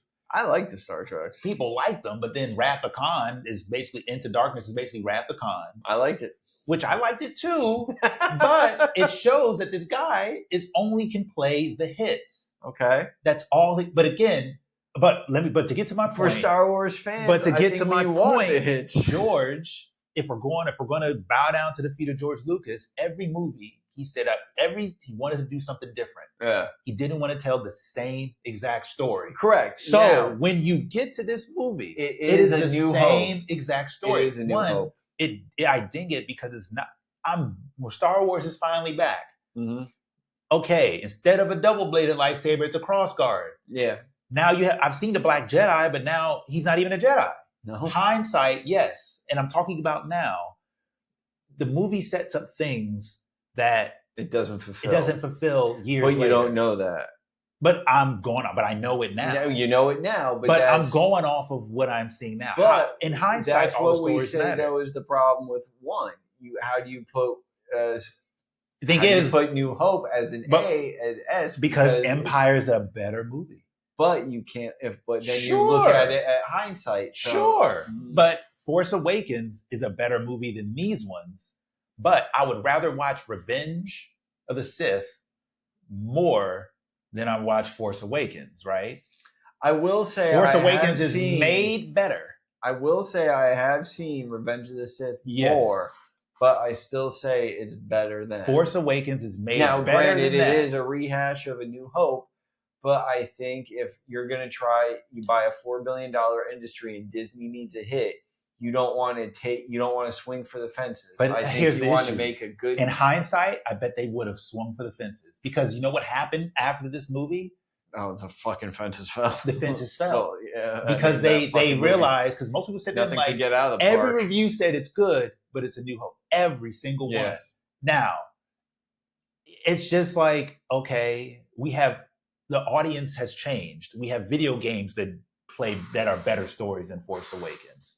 We have things that all right, it has cool aspects, right? But nothing was capitalized on. But as a movie itself, yes, it's made better than 1 and 2.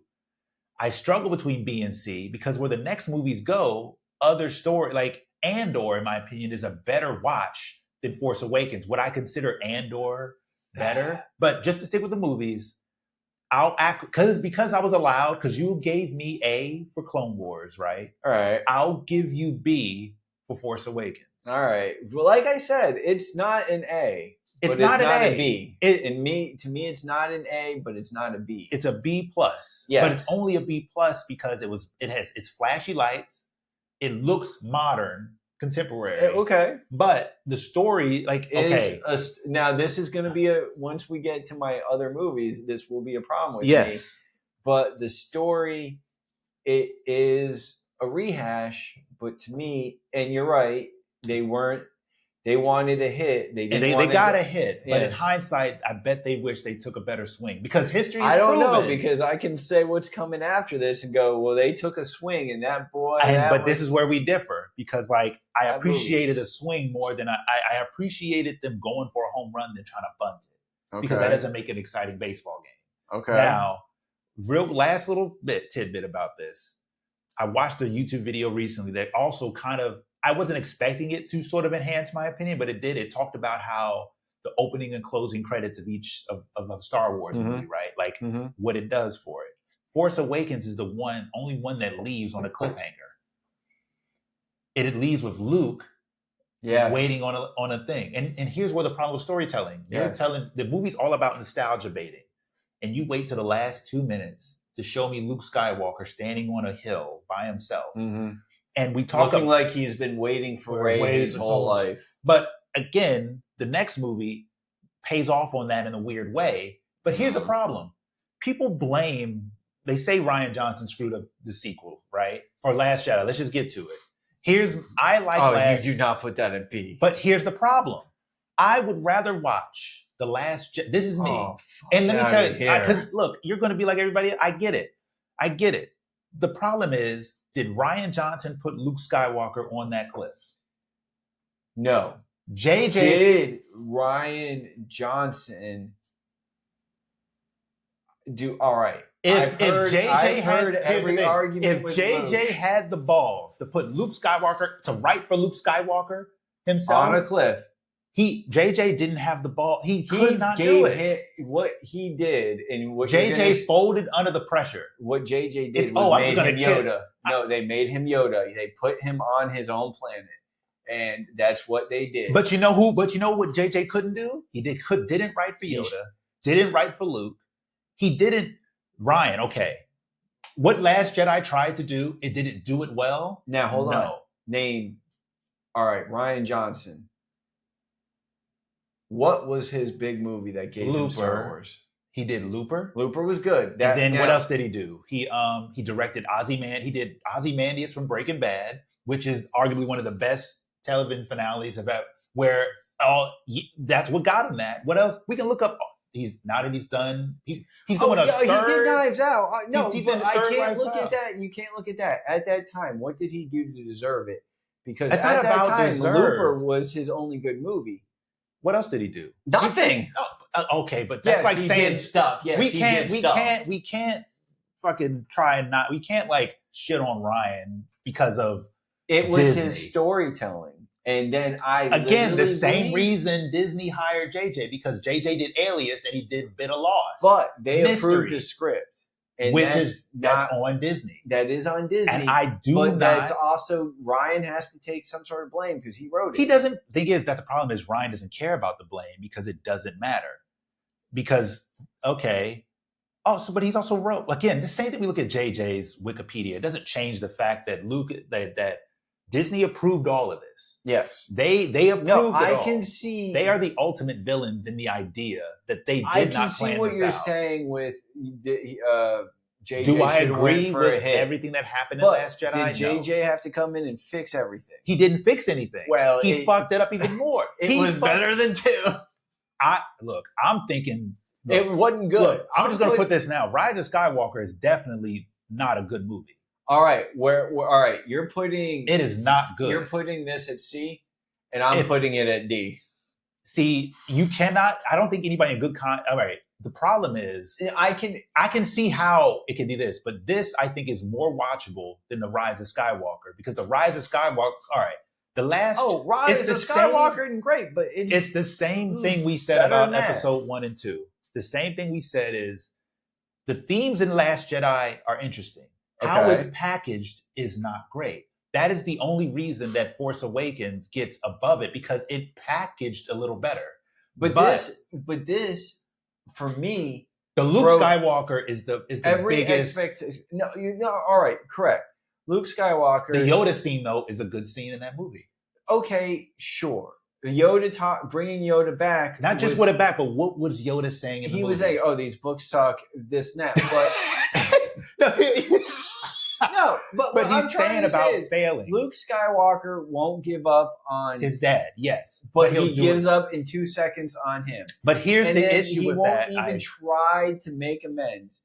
I'm like, I get it. That's the problem. And the problem is the theme of the movie, that through line.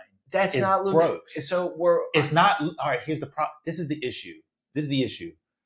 A better storyteller would have conveyed that same storyline better. I like the idea of better. The idea that I can't argue that with anything. Luke defeats the Empire at like 23 years old. Yes. Now he's a 23-year-old savior of the galaxy. Sure, he's probably got an ego. I think he has an ego. If we go with the lore of the Jedi, Jedi aren't supposed to be trained at past 4 years old. Okay. He was trained at 19 with all this baggage. Yeah. Now he takes that baggage. Even in Legends, Luke does some crazy shit. But like the fact is, just like the pressure of them trying to live up to what Luke is supposed to be, just like in Legends and all that stuff, they say, okay, he shouldn't have turned the lightsaber on his nephew. Just like he shouldn't have gave into the dark side when he was fighting his dad. Just like probably shouldn't have kissed his sister. Just like he was literally going to try and rescue his friends when he was training and fell into the Emperor's trap. Granted, he should have done that. But as a wise old person, we're not used to seeing our heroes sort of become crotchety old assholes. Okay. Now, Luke should not have tried. Okay, yes, that's the point of the movie. Luke failed. Yes. And that's the point what Yoda was saying. And I'm fine with, is okay. But I'm fine with him failing. It's just every other thing after the rest of the movie, the whole Finn and Rose thing. He fails at 6? I don't know what 23. He's like 24. Okay, when he fails out of college, he fails with Kylo at 24 and never tries to do it. When does he fail? When does he try to teach Kylo? Oh, he tries to teach. Oh, this movie, he's like in his. No, not the end. Not when we get introduced to him. When he's 60, they de-aged him in that movie. Oh no, he's like in his 30s. You're trying to tell me? Okay, he's like in his 40s when he trains Kylo, and then Kylo turns on the lightsaber. And Kylo's like never tried to find him to apologize. But that's all right. So the timeline is this: he that event happened 6 years before this movie starts. Okay. So Luke is in his like 40s when he's training Kylo. Okay. He trained. So he's been a Jedi for 20 something years. Because Kylo, like Leia and Han have a kid, so he knows Kylo for 20 years.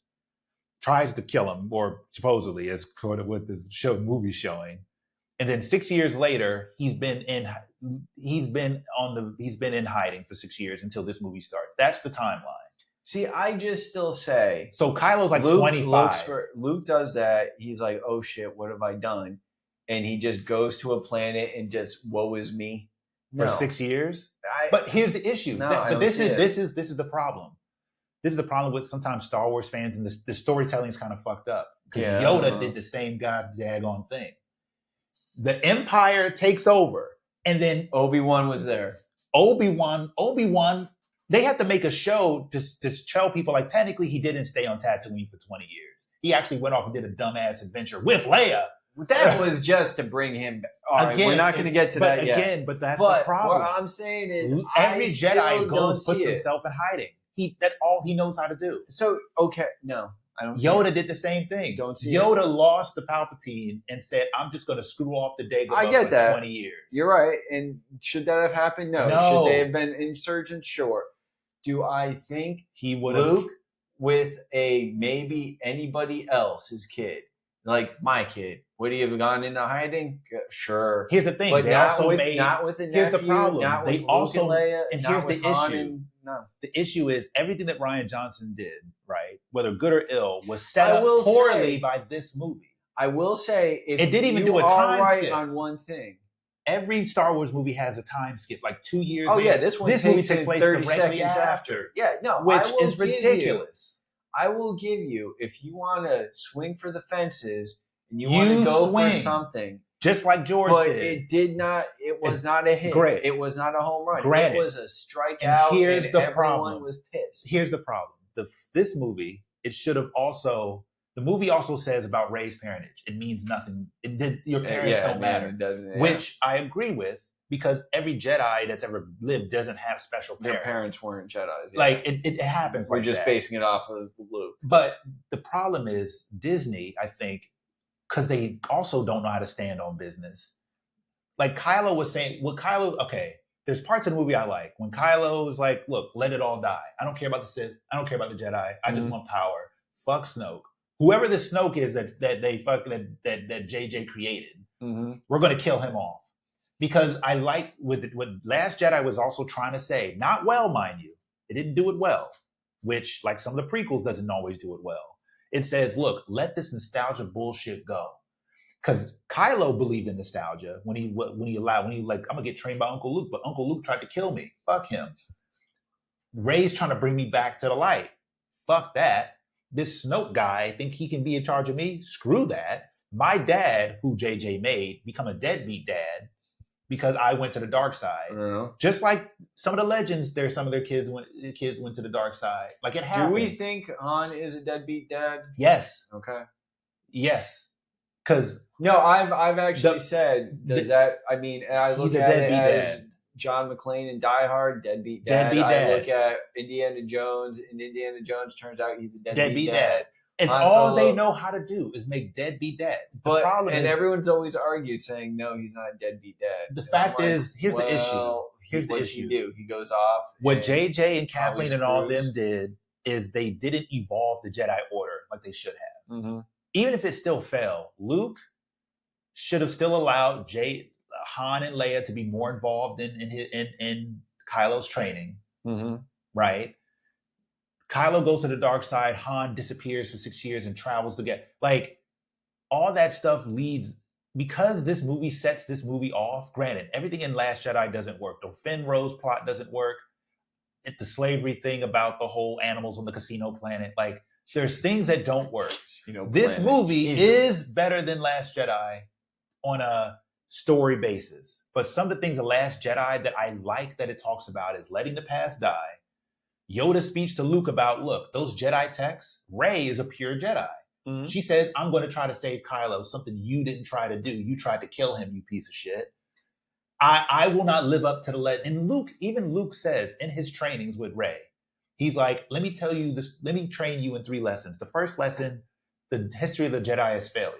Mm-hmm. They were so stupid. They let Palpatine to rise and wipe him out. He was right across the street from them, and they didn't realize he was the Dark Lord of the Sith. Mm-hmm. That was a failure. That I tried to be a legend. I tried to do this. I tried to do that. And then even he was training Rey about the balance of the Force, how there's light side, there's dark side, there's decay, and it feeds itself. He said the fact that the Jedi and Sith tried to have it as their own is wrong. Now, there are things in Last Jedi I like. But to get to the Rise of Skywalker, what makes it worse, what makes these movies worse, which I could put it here, but honestly, you appreciate the swing. It's trying to talk about something where this movie says, actually, don't you think it would be cool if Rey is Palpatine's granddaughter and then he just comes back? That is lazy. And if you are right, it's mind-blowing. And it is lazy. They do not commit. And it is not good. But where I think, and this is where it comes into that age generational thing, you didn't destroy Luke Skywalker. Again, the problem is people. Here's the problem: people think they destroyed Luke. Okay, how does the movie end? Luke goes back with a Force overdose. Yes, which is interesting. I mean, it could happen, but what is he doing? He's giving the rebellion hope. All I'm saying is, if I had one fight Luke could have lost, if I had one fight in that movie could here's have the been thing. saved If Luke goes, the best part was the salt planet with the ships flying by with the graphics. JJ wouldn't have done that. That's all that was good about that. JJ wouldn't have done that. He makes Rey another desert planet one. Like she could again. Luke ends the movie where he should have started. No, I know what we're saying. It's hard to rank these movies because the first one is just a retake of A New Hope. And it does not. It sets everything up for somebody else. Is a swing for the fences that was a freaking whiff. And 3, Disney brings JJ back to like, no, fix this, make this a normal, good hit Star Wars. And it was none of that. And it was not none of that. It makes no sense. And that's where it's like, and yes, it got fucked. This is not. Neither of them. This movie, Disney learned the wrong lesson. I can't rank it a C. I still would give it a D. I think it has to be. You've got the mouse, so you've got it. Well, not just have the mouse, but it's the fact that like because what happened is Disney learned the wrong lesson from. I will say Jedi. This: I fell asleep in that one. I did not fall asleep in that one. I was pissed off the whole time. But it did raise emotions in me. I do not think it was the fact that Luke turns into that. Do I agree with 100%? But who knows who I'm going to be when I'm 60? Mm-hmm. Will I try and kill my nephew? Doubtful. But it's more so the fact that like it was trying to say something interesting about look, who you were, this legacy crap, it means nothing because you dictate your future. That is what Yoda's telling Luke. It's like, look, you may have failed Kylo. Fuck these books.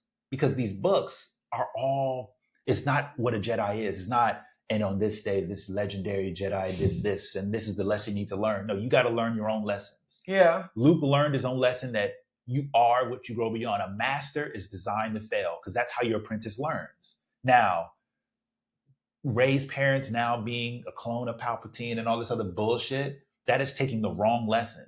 If Disney had stood on business, like you've probably seen the leaks about the original the movie, the Colin Trevorrow version of that script that was done, where basically Kylo was full evil in the last movie, and it didn't retcon anything. It still tried to fix what happened in this one. Like Luke comes back as a Jedi saying, "I was wrong for what I did," and he tries to talk to Kylo as a Force ghost. Doesn't go well. But it's literally about transcending. Like if Qui-Gon could go back in time, if Qui-Gon could come back and all the Jedi could come back, they would all say, "We fucked up." Mace Windu would have said, "I fucked up. I should have treated Anakin with a little more respect." Well, he also should have took, I don't know. He was also, if we're going by that, Mace Windu was also breaking every Jedi rule to kill the senator right then. Yeah, exactly. So again, every Jedi rule is just... That's the problem. Every Jedi, like Yoda should have really realized, hey, this is like the fact that they were all fighting in a war clouded the universe in such dark energy for decades. And then the Empire happened and all this other stuff. So when I think of Last Jedi and Rise of Skywalker, I have to put this before, because Rise of Skywalker, there's scenes where Finn tries to tell Rey something and we never know. In the rule of thirds of filmmaking, you learn on by the third. It's Chekhov's gun. He's like, Rey, I got something to tell you. Rey, I got something. Doesn't say it. Now, we have to learn in interviews later what he's saying. You telling me that at the end of the movie, she goes by Rey Skywalker? You know, when that movie came out, I don't know if we even saw it together. I don't even remember. No, we worked together because we talked about it afterwards. Everybody in my theater groaned at the end of the movie when she says Rey Skywalker. I mean, I have never heard an audible, like, I'm telling you. And then when they say Palpatine somehow returned, how? They don't. I know. Well, he's a clone, isn't he? Again, if the middle of the movie is supposed to leave you on a thread, this movie cleans it up in the shittiest way. Again, I don't want to spend all day talking to these pieces of shit movies, but like the Last Jedi that trailer had a more interesting premise of like, okay, you get to see Luke as a Jedi. Wait a minute, JJ put him on that rock. He did. No. Now, a better creator probably could have found a better way to continue that story, but Disney approved all of it. So if I go back and watch it, are they going to start off with saying Luke's been in hiding on this rock for 40 years? What, The Last Jedi? No, he wasn't on there for 40 years. He was there for like 6 years. Right. So supposedly, until we get a comic that contradicts it or another show, because like if after the Return of the Jedi, he's building his new temple, he's traveling the galaxy, Han and Leia have a kid, all these things happen. And then you learn in The Last Jedi that, yeah, Kylo did slaughter. Even if his uncle tried to put a lightsaber on him, Kylo switched. You know, the issue is, apparently we learned off screen that Snoke, this random person we don't know, corrupted Kylo. And then Kylo kills him in the second one. Actually, Snoke is actually a clone of Palpatine. Like, what the fuck? So you telling me? And then this movie, Force Awakens, is so lazy. Instead of doing like another new threat, they say, actually, it's the Empire again. Here's the stormtroopers still look the same. I will walk out of there where I said, I'm tired of it being a Death Star. Give me a damn death box. And then in this movie, they say we have a bunch of hidden Star Destroyers that all have Death Star lasers. It tried to be Avengers Endgame when everybody from the galaxy's finally going to help out, guys. Lando has a weird daughter, a daughter. Like it's a movie that he probably has kids in every little planet. Exactly. But like this trilogy is dog ass. And it is not a good trilogy. I'm not even saying it's a good trilogy. And then every single one after this tries to, like, every one of these shows is a victim of it. Like even Solo. Solo was awful. Didn't like Solo. Solo's D. I don't even know. It has some interesting parts, but again, this movie comes out directly after this movie. The performances are okay, but the best part in that movie was Lando. But my thing with this movie is, it's a movie no one wanted. It's a movie on a character. They could have done a Boba Fett movie and everyone would have been happier. They didn't need to do it solo. No. and that's where they screwed up. Yes. There isn't anything I can say I like about Solo other than I thought Donald Glover was cool as Lando. I thought he was good as Solo, but too. But then it's like you said to me one time ago, like, he's fucking the robot. I'm like, yeah, he's fucking the robot. Which is like, okay, fine. But I mean, that's his thing. I knew I didn't like that movie is the moment in the beginning when the guy asked, what's your name? Oh, fuck. And it said, if there was a groan when you're saying my name's whatever Skywalker, I'm when Han you go, because I'm Solo then. And then it's like, God, I wanted to die. I wanted to die. Yes. And I thought that was like not great. And then I don't care what anyone says. I don't think that's how he should have met Chewie. They were thrown in the brig together.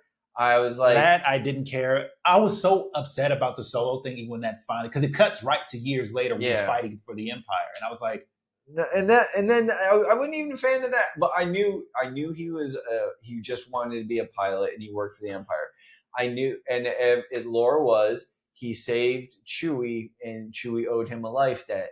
That was not him saving Chewie. They both just did a fucking prison break. And you know what's interesting? It just was not it. The movie should have started with the life debt, or it should have started with them already partners. And then I would have taken the story about seeing the Kessel. It should have been after the Kessel Run. This is when they had. I didn't even like the Kessel. It should have been after the Kessel Run, and then it's literally the day the movie could have started right after he meets Lando, or he already knows Lando. The problem is this movie, aside from the fact it shouldn't have happened, they were just pushing too much and too little, and I'm like, there was nothing good about this. It's not even take out Solo, because yes, Han Solo is my favorite character. So I'm like, of course I'm not going to be happy with anything they do. But I tried watching it again years later, taking Solo out of it, and it's still not a good movie. No. Now, you heard Ron Howard had to come in and reshoot half the movie or more than that. Yeah. And it's like, not good. At this point, I am like you. If this is what they thought was good, I wanted to see what their swing for the fences was, because this was not it for me. So, fuck Solo. We know that. Now we got the TV show. So, like, the last cartoon, I guess I would say, is Rebels. When does that come? Because I thought that came. Actually, that did come. Was, you're right. So, Rogue One, I think, and that's the thing now with Andor and everything else. I liked Rogue One when I saw it in theaters. I thought it was pretty cool. It's an A for me. I already know where you're putting it. Yeah, I mean, it's a. Oh, it is. I didn't think we were going to agree on that. No, it's a good. It's a good, like, okay. Another movie where they had to do some reshoots and things like that, but in the end, and I would have liked to have seen how it's made doesn't matter when the final product is like. I would have liked to have seen what that original movie was, but I am so satisfied with that movie. Yeah. And everyone tells me, "Oh, it's because you like the original trilogy, not that." I'm like, this movie. The only part I don't like is how it. I mean, it's kind of cheesy and leads directly into 4. Yeah, but it works when I like that it leads directly into 4. I've always flip-flop on that, but it's just a fun of characters we've never met. You care about them by the time it ends. How ruthless the Empire is. And that's where I think where I can look at the original trilogy, we know they're bad guys. They blew up a planet, but I'm like, again, them testing it out and all that, like you can't prove that to anybody not on that planet that they did that. Yeah. And what was really so evil that the Empire did, they blew up a planet. And I understand genocide, all that shit. But I'm like, you can't explain to the galaxy. In this movie, they're just evil. Yeah. And that's where I was like, again, the bad guys win. It's a suicide run. Yeah. And I like it. I'm like, you don't get a win. You know how the plans get there, and you're like, everything that happens works. And it's like, it takes sacrifice. And like, okay, I don't like the CGI Tarkin and Leia. If there was what I would call a swing for the fences, and some people are like, no, they get the plans. I'm like, no, man.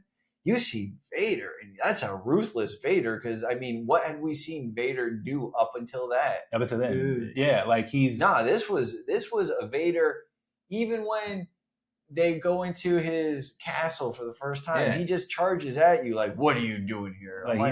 He's like, you can tell that whenever anybody's near him, they're like, "Okay, this guy." Like, I'm pissing my pants. Because you can tell he's still a mystery to a lot of people. He just knows he's the Emperor's right hand dude, and if he's called in, you're not doing a bang up job. Yeah. And so that's why I like Rogue One. I think and here's the thing, out of the movies that came out after or before, like this was, I think it's better than all these because it's it's trying to do something. And now I'm trying to see was there another movie that came out after that? No.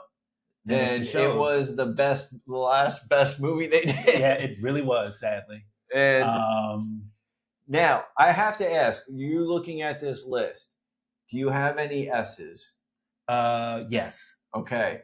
The only S I will have is a technicality because Rogue One, the problem why it's not an S, Empire is still better. But Andor? Is that what you're looking at? No. Well, all right. Well, Andor is good though, but it's not an S. See, now, I think it's an S. Well, I haven't seen season 2 though. I've seen season 2, and I think if season 2 hadn't come out, it's an A. But because I've just finished season 2, it's an S. And I'll say we'll put it there now because I think you'll think it. If you think it's an A for just one season, I think it enhances I can get behind that because what I liked about in general. Now is Andor next? I've never seen that cartoon, and that cartoon happens at some point. Yeah, I haven't seen that. We're not going to rank that. And then when does Boba Fett come out? Because I thought before we get to okay, so Andor's an S because it enhances Rogue One. Like, if you like how Rogue One leads into 4, you'll like how Andor leads into Rogue One. Well, I liked Andor. Now, why I liked Andor though, season 1 is if you didn't know that was a Star Wars show.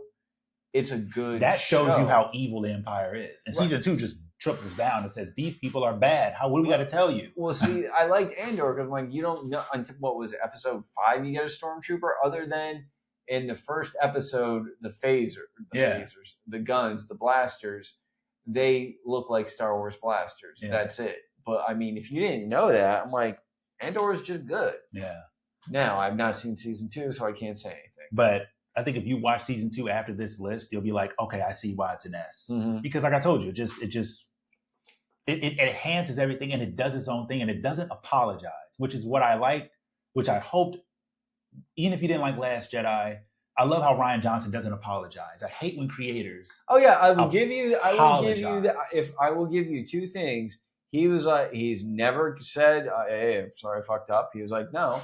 And if I got to make a Star Wars movie. You didn't. Yeah, and even if I don't make another movie again, I made Star Wars, and I will give you that. If you take a swing, he did swing. Yeah, and he gave it a best. I guarantee you, if George, that's why I wish George Lucas came out and really said some shit. And I think George didn't even like the first movie that came out. He didn't like it. He said it was a retread of a new And I think if he had came out and tweeted like 10 years from now, just saw Last Jedi, pretty good. And I guarantee people. I like what they tried to do. I like what they tried to do. I like how we're talking like Bill Clinton here all of a sudden. That's what I'm thinking. If George Lucas came out just to troll everybody, and he's like, yeah, I saw Andor and saw Last Jedi. I thought it was cool. Yeah. And then that's it. And hey, Rian Johnson, they will literally, there will be YouTube videos upon YouTube I like videos. What you tried to do there, buddy. Yeah, and he dissects. There will be YouTube videos dissecting every word of that tweet, going, I like it. I like what he tried to do. I like what he did, and then moves like he was at the nice change of pace, right? I would love it. Can't be a good guy forever. You either die a hero or live along. Well, if he had said, well, Luke can't always be a good guy, and I like that he tried to kill his nephew, and it echoes, it rhymes like how Vader or Anakin, choked Padme, a woman he loved. Who was a trained Jedi for longer than Luke, and he still grew up to be his father. Yeah. Tried to run away from it. You realize that you can't run away from responsibility, and I really the worst George Lucas. I mean, the ums are right. Yeah. How he talks, but it's the worst. If he came out, it'd been like, yeah, it was great. Yeah. I'd pay $10 for it. Yeah. I'd watch it again in IMAX. I want to see the cut. I have seen the cut. Technically, they've shown him every movie before it comes out, probably. But Mandalorian. Season 1 through 3, I think that's hard because when Mandalorian came out, that is what I wanted in a Star Wars show. Yeah. You wanted a character that was you can look at him as Boba Fett, which is kind of what we did. but you look at that and you're like, this is a show I want. You want to, but every show but season 1 and 2 are superior. Now season 3, but they have a movie coming out. Yeah, I understand what happened with season 3, so I understand why people don't like it. I didn't hate it. I will say I do feel like they kind of threw Bo-Katan. Bo-Katan. Bo-Katan. Yeah. No, they do. They kind of shoved her down your throat, but I was like, that didn't. But she showed she shows up in Clone Wars. Like here's I think this list is going to go. Just out of visually seeing it now, and a lot of these shows we don't talk a lot about, but every one of these shows kind of set the bar high, or these on A tier, and everything else kind of like tries to live up to it. Let's say after these shows come out. So like, just to get Rebels out of here, because Mandalorian is just good. So like, there's no need to really talk too much about it. But yeah, everyone's dissecting Mando. But like, it comes out after the backlash of all these, and it shows this is what happens when you try to tell an original story set in a time period we haven't seen. What happened after Return of the Jedi to this bullshit? Oh, okay. Here's the remnant. And what makes this story kind of suck a little bit more, honestly, is because we know that the First Order rises and creates. We know all this bull crap happens. And again, it can be considered a prequel, just like these prequels. You know what happens after here, but it just seems like this would be great if I didn't know this Force Awakens. Like, it didn't matter in a way, because like, and that's the thing about like Andor as a prequel. Even though you know Rogue One happens, it's like they handshake and it's beautiful. This stuff doesn't handshake. This Mandalorian feels like a correction. And that's the problem with Disney Star Wars. Instead of it being a handshake like Andor and Rogue One, or like Clone Wars to Revenge of the Sith, it becomes not. I would say season 1 though, when that came out, is everything you wanted. Yeah. And it even ended on a super. Doesn't that end with season 2 ends with Luke? Season 2, is that where Luke shows up? Yes, but then that's where it also grinds on my gear. I hate like a lot of nostalgia, member berries and stuff. Where like I hate like remember Luke. Okay, here you before we get to Luke being this, here's him being cool. It's a lot of like trying to apologize for other material, and I hate when other material apologizes, even in his stuff. Like it's like, just let your story breathe. No, technically failed Baby Yoda, Grogu. Yeah, which is cool, but like, does that kid what happened? Like they're wanting you to hang on just long enough to see, does Kylo slaughter that little baby? Does he become a Force ghost? Like, what happens to him? He can live for hundreds of years. Okay, but then moving on, Rebels as a show, I think is also A tier because it enhances a lot of different stuff. I've heard nothing but good things. Yeah. I've seen episodes. I saw their time travel episode that pissed off the fans. It enhances it a bit because like it's another compliment. Now, is every episode a banger? No, but the overall story, it really is an interesting show. And for animated, like these two are awesome, but like a lot of this other stuff kind of plays the greatest hits. So like Boba, like I didn't like Boba. I don't know what I didn't like next. Boba. I think Boba. It's almost like a D. Honestly. It's a CD. No, it's not a C. It might be a D plus. It's not a C. Yeah. I'm not saying I like Boba at all, because I was like, everything about it.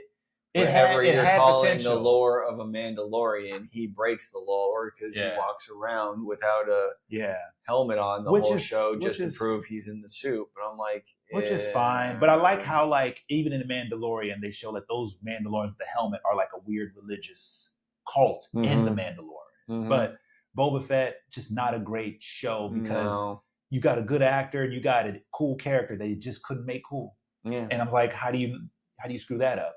So moving on from that, no need to dwell on that. Obi-Wan. All right, I'm curious. I want to know where you put. All right, where do you put it? I know where I'm putting it. It's not going to be where you put it. I'm just going to say that. Now there's anything I can say about it. I understand everyone's argument. It's just where I know I'm going to put it. I'd say it's between a C. It's got to be a C. For me, it's a B, and this is why. Now, yes, I understand it. some of this is stupid, like Kid Leia, like pushes a branch back and just knocks out a stormtrooper. That takes it out for me. Almost the Reva thing, the whole it truly is. I would rather. So it goes back down to, I would rather have an Obi-Wan show than not. I would rather have another Obi-Wan Darth Vader fight, even though I really don't like that they met again. Like, just, I know, but everything from it, and I'm like, I would rather have an Obi-Wan than not. I would rather have another Darth Vader Obi-Wan fight than not. I would rather have all of this. So for me, it's a B. It is nowhere near perfect. It is none of that. But I give it a solid, it is a B, because I respect. I'm not even saying it's respect. I'm glad they brought it back. You liked Ewan McGregor as Obi-Wan. I like Hayden. I like they bring him back. And I'm like, and I like that. And yes, I know what it screws up. And yes, I know how it screws up A New Hope. But I would rather have an Obi-Wan show than not. Obi-Wan's B. I would say all those reasons, it goes to a C, because it just doesn't hit like it should. Like, it really doesn't. We should have separate lists just to see where you put. I think we should. Yeah. I mean, but honestly, this is what I would say. Even with Yornia, it just doesn't make sense. Like, okay. No, I get it. No, I've heard every argument. Then every argument, that's what I kind of believe to some stuff. I'm not one of the racist people who didn't like Reva. I just think it's kind of like it just goes back down to, I'd rather have it than not. Now, granted, have I watched it more than the one time? No. Yeah. But was I happy that Ewan McGregor came back? Yes. Would I like Ewan McGregor to come back again? Yes. Will it happen? Probably not. These when I think of Am I glad Hayden even came back? Yes. These C tiers, like movies that I would I think about D, movies that I wouldn't watch in full again. I'd watch a clip or two, maybe, just for the vibe. But there could be a trimmed down version of Obi that would be great. C is movies like, okay, if I would have started one half of it I watch it in 30-minute chunks of each one of these things. Like, I wouldn't watch 30 minutes of Attack. I wouldn't watch it, no. Because there's not 30 minutes on that I'd watch. I'd watch 30 minutes from, I'd watch the pod race on to them back on Coruscant. I'd watch that. All these. These I'd watch from one part and just finish the whole thing. And the rest of these is, just watch it all, whatever. But these are, I think of why would I want to spin up an episode of Boba Fett? Why would I spin these on again? Why would I turn that on? Mm-hmm. Even if it's on the channel, I'd rather watch the opposite. Yeah. And that's what I think of it. Like Obi-Wan. Yeah, I can agree, because I'm never watching Boba Fett. Like, again. Okay, when I watch Solo 2 tries, it didn't I watch Darth Vader killing people in town again as a clip on YouTube. Attack of the Clones, I will actually watch more just because I love my Yoda fight. Yeah. But you love 5 minutes. I know. And then not even 5 minutes. And then you do enjoy the whole Mace window. This party's over. Baby. Yeah, like it's just has some cool stuff in it. The rest of these, okay. Ahsoka, I like the show, but again, it's kind of like, to me, it's better than Obi-Wan a little bit, but I think I struggle with it being B or C, because it has some good, interesting stuff. And they're making a season 2. So for right now, it's hard to say if season 2 is better, then it goes to B. But season 2 is not out yet. Mm-hmm. So I don't know. If they learn from their lessons that what worked in season 1 and what didn't, then it goes to B. But right now, it's on that same vein of it has some interesting stuff, but it's kind of like, come on, what are we doing? And it's good because it continues their story more. Takes place in the same timeline, but it's one of those it's talking about interesting things, but it just doesn't hit. I haven't seen Skeleton Crew, so I can't rank that. I haven't seen Resistance, so I can't rank those. Bad Batch, another one that's interesting, and I think this. So that's one of those where I really like the Bad Batch on the new season of the Clone Wars. So their couple episode arc there, I thought was fantastic. Bad Batch, I liked it. Would I watch it again on that theory? No, but it's more than a D. It's a BC. I put it at B. Yeah. I can see that because like whole of a show is better because it like again it complements each other, but it has some good arcs. It talks about okay, what did happen? How do you get the clones to the stormtroopers? The show goes through painstaking efforts to show like okay, we disregard the clones. They're basically veterans now. They're on the street, which is like sad, but like I think it has some good stuff. I mean, that's what has to happen. It has to happen. Jedi and Tales of Empire. All right, so Tales of Jedi.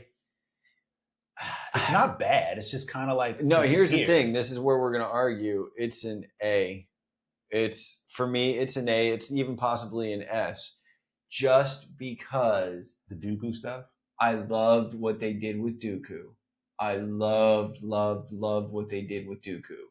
I love that he was upset with what they did with Qui-Gon. I love that everything about it, and I'm like, that should have been in the movies. Fair. And then I liked what they did with Ahsoka. They show her on the planet as just a worker, and she saved somebody, and then that turned into here comes the Empire. We're gonna kill you, and I'm like, I just liked what it did. Okay. So for me, Tales of the Jedi is either an S or an A. I don't know. I'd have to give it another full watch because it also has one of those benefits of being short episodes, like 7 minutes long, and not many of them. And it's just like they cherry picked the best stuff. And it's like where I think Clone Wars, where some episodes aren't great, but some are exceptional, and this and that. Tales of the Jedi, they just cherry picked. Yeah. But that's what I liked, and I thought it was very good. And then I even liked this style of what they were going with. And I like how young Dooku looked. I'm like, oh, all right. I agree. And then I liked young Qui-Gon looked like, damn, that looks like young Liam Neeson. I agree. I like the same thing. Same thing with Tales of the Empire. I just think this one may be a little less interesting just because I didn't really care about the Morgan part of it, but I liked the Barriss Offee version.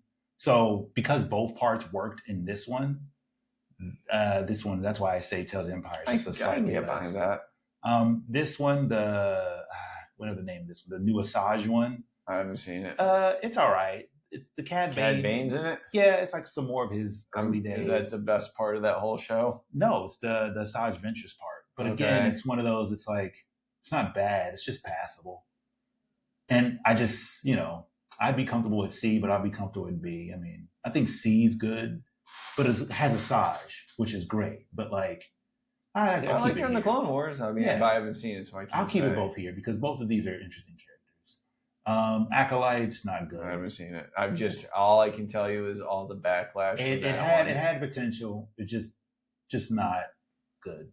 And the books that this is based on, like in that Higher Republic, are better books. And everything that's said about the show, minus the racist shit, is pretty accurate. And even the people that think positively on it, it's just these are better. These are worse. Like, granted, this is why it's last because I'd rather watch these first than this. And that's a whole nother thing. Like if we wanted to rearrange this order, I don't think we have the time for that because we're almost at 2. But okay, let's do this like 5 minutes. Now that we have them here in this order, let's do a quick run through of what we would watch. Like if this is the first, we watch this over that.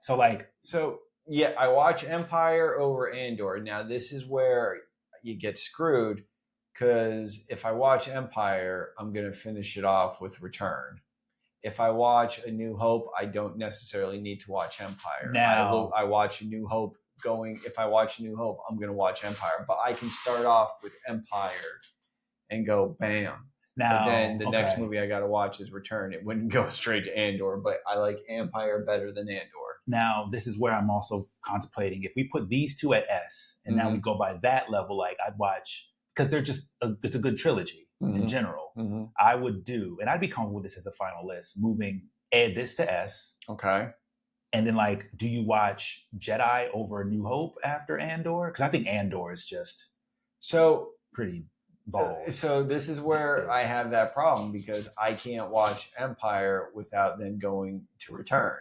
And I can watch Star Wars as a standalone, but if I were to throw in a movie just to throw it on, it would be Empire over all of them. So would you do Empire, Return? You haven't finished Andor. It's hard to say, but I think that being said, when I watch Andor, I'll restart it from the beginning to finish honestly, it. So and this is the interesting part. Like if you were to finish Andor, then I would probably want to go to Rogue One. And then it goes Rogue One. Like this is honestly, I would be comfortable with this at S tier just seeing it now because it complements everything. Well, Rogue One is my favorite thing out of the movies after the original trilogy. Okay. So for me, Rogue One, like I say, am I putting it next to Empire? No, Empire is superior. Do I like it better than Clone Wars, Mandalorian, Rebels, and Tales of the Jedi? I do. All right. So I would say, but like I say, I can watch Empire and then I'll go to Return. I don't necessarily I can start at Empire. Like if I'm like, I can start off with Empire and go to Return. Very rarely every couple years you rewatch them all 1 through 3, or 4, 5 through 6, I guess. But I'm like, I don't always need one, but I always need Empire, and then I can even finish Empire on a Monday. I might not put in Return until like Friday or even a week or two later, but I will watch Return after it. So would you do? So I'm thinking Empire, Return. Now I would actually. So I haven't finished Andor. I've seen Rogue One quite a few times. I really like Rogue One. I've seen A New Hope way more. Now, I would probably still. I haven't seen Andor season 2, but if I were to ever watch the trilogy, I would actually watch it as 4, 5, 6. Now, I've always been curious to start it off with Rogue One. Yeah. Well, they say you could do it like this. You can do machete order. You start with 4, 5, then you do 1, 2, 3, and then you do 6 to see like, okay, now you got Anakin and Luke's story. Now watch it culminate in 6. But now with Andor, you can do 4, 5. Or if you really want to have some fun, do Andor. You can do Andor, Rogue One, then you start off with A New Hope. And then you do Andor, Rogue One, 4, 5. Yeah. Go all the way back in time, 1, 2, 3, then 6, and then you got yourself your whole new machete order. Movie right there. You got yourself, baby, you got a stew going. Baby. That's what I was trying to reference. You got yourself a stew right there. You got yourself a stew. You got a stew going. So I'm comfortable with that. Now, for Clone Wars, Mandalorian, Rebels, I think this is a good order. I mean, just because I like Clone Wars more than I Rebels. can look at the D tier and go, they all suck.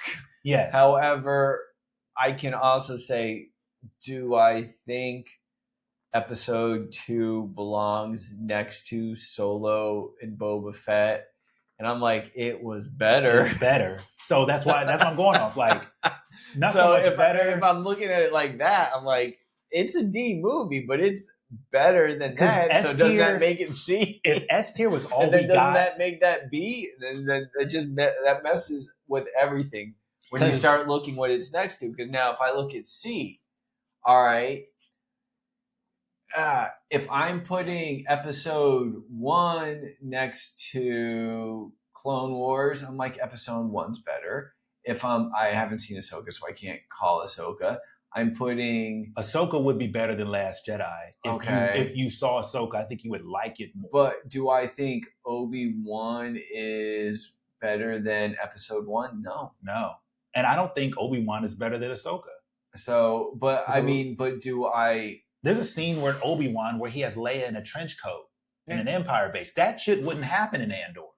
They would have shot her. They were like, that's a person.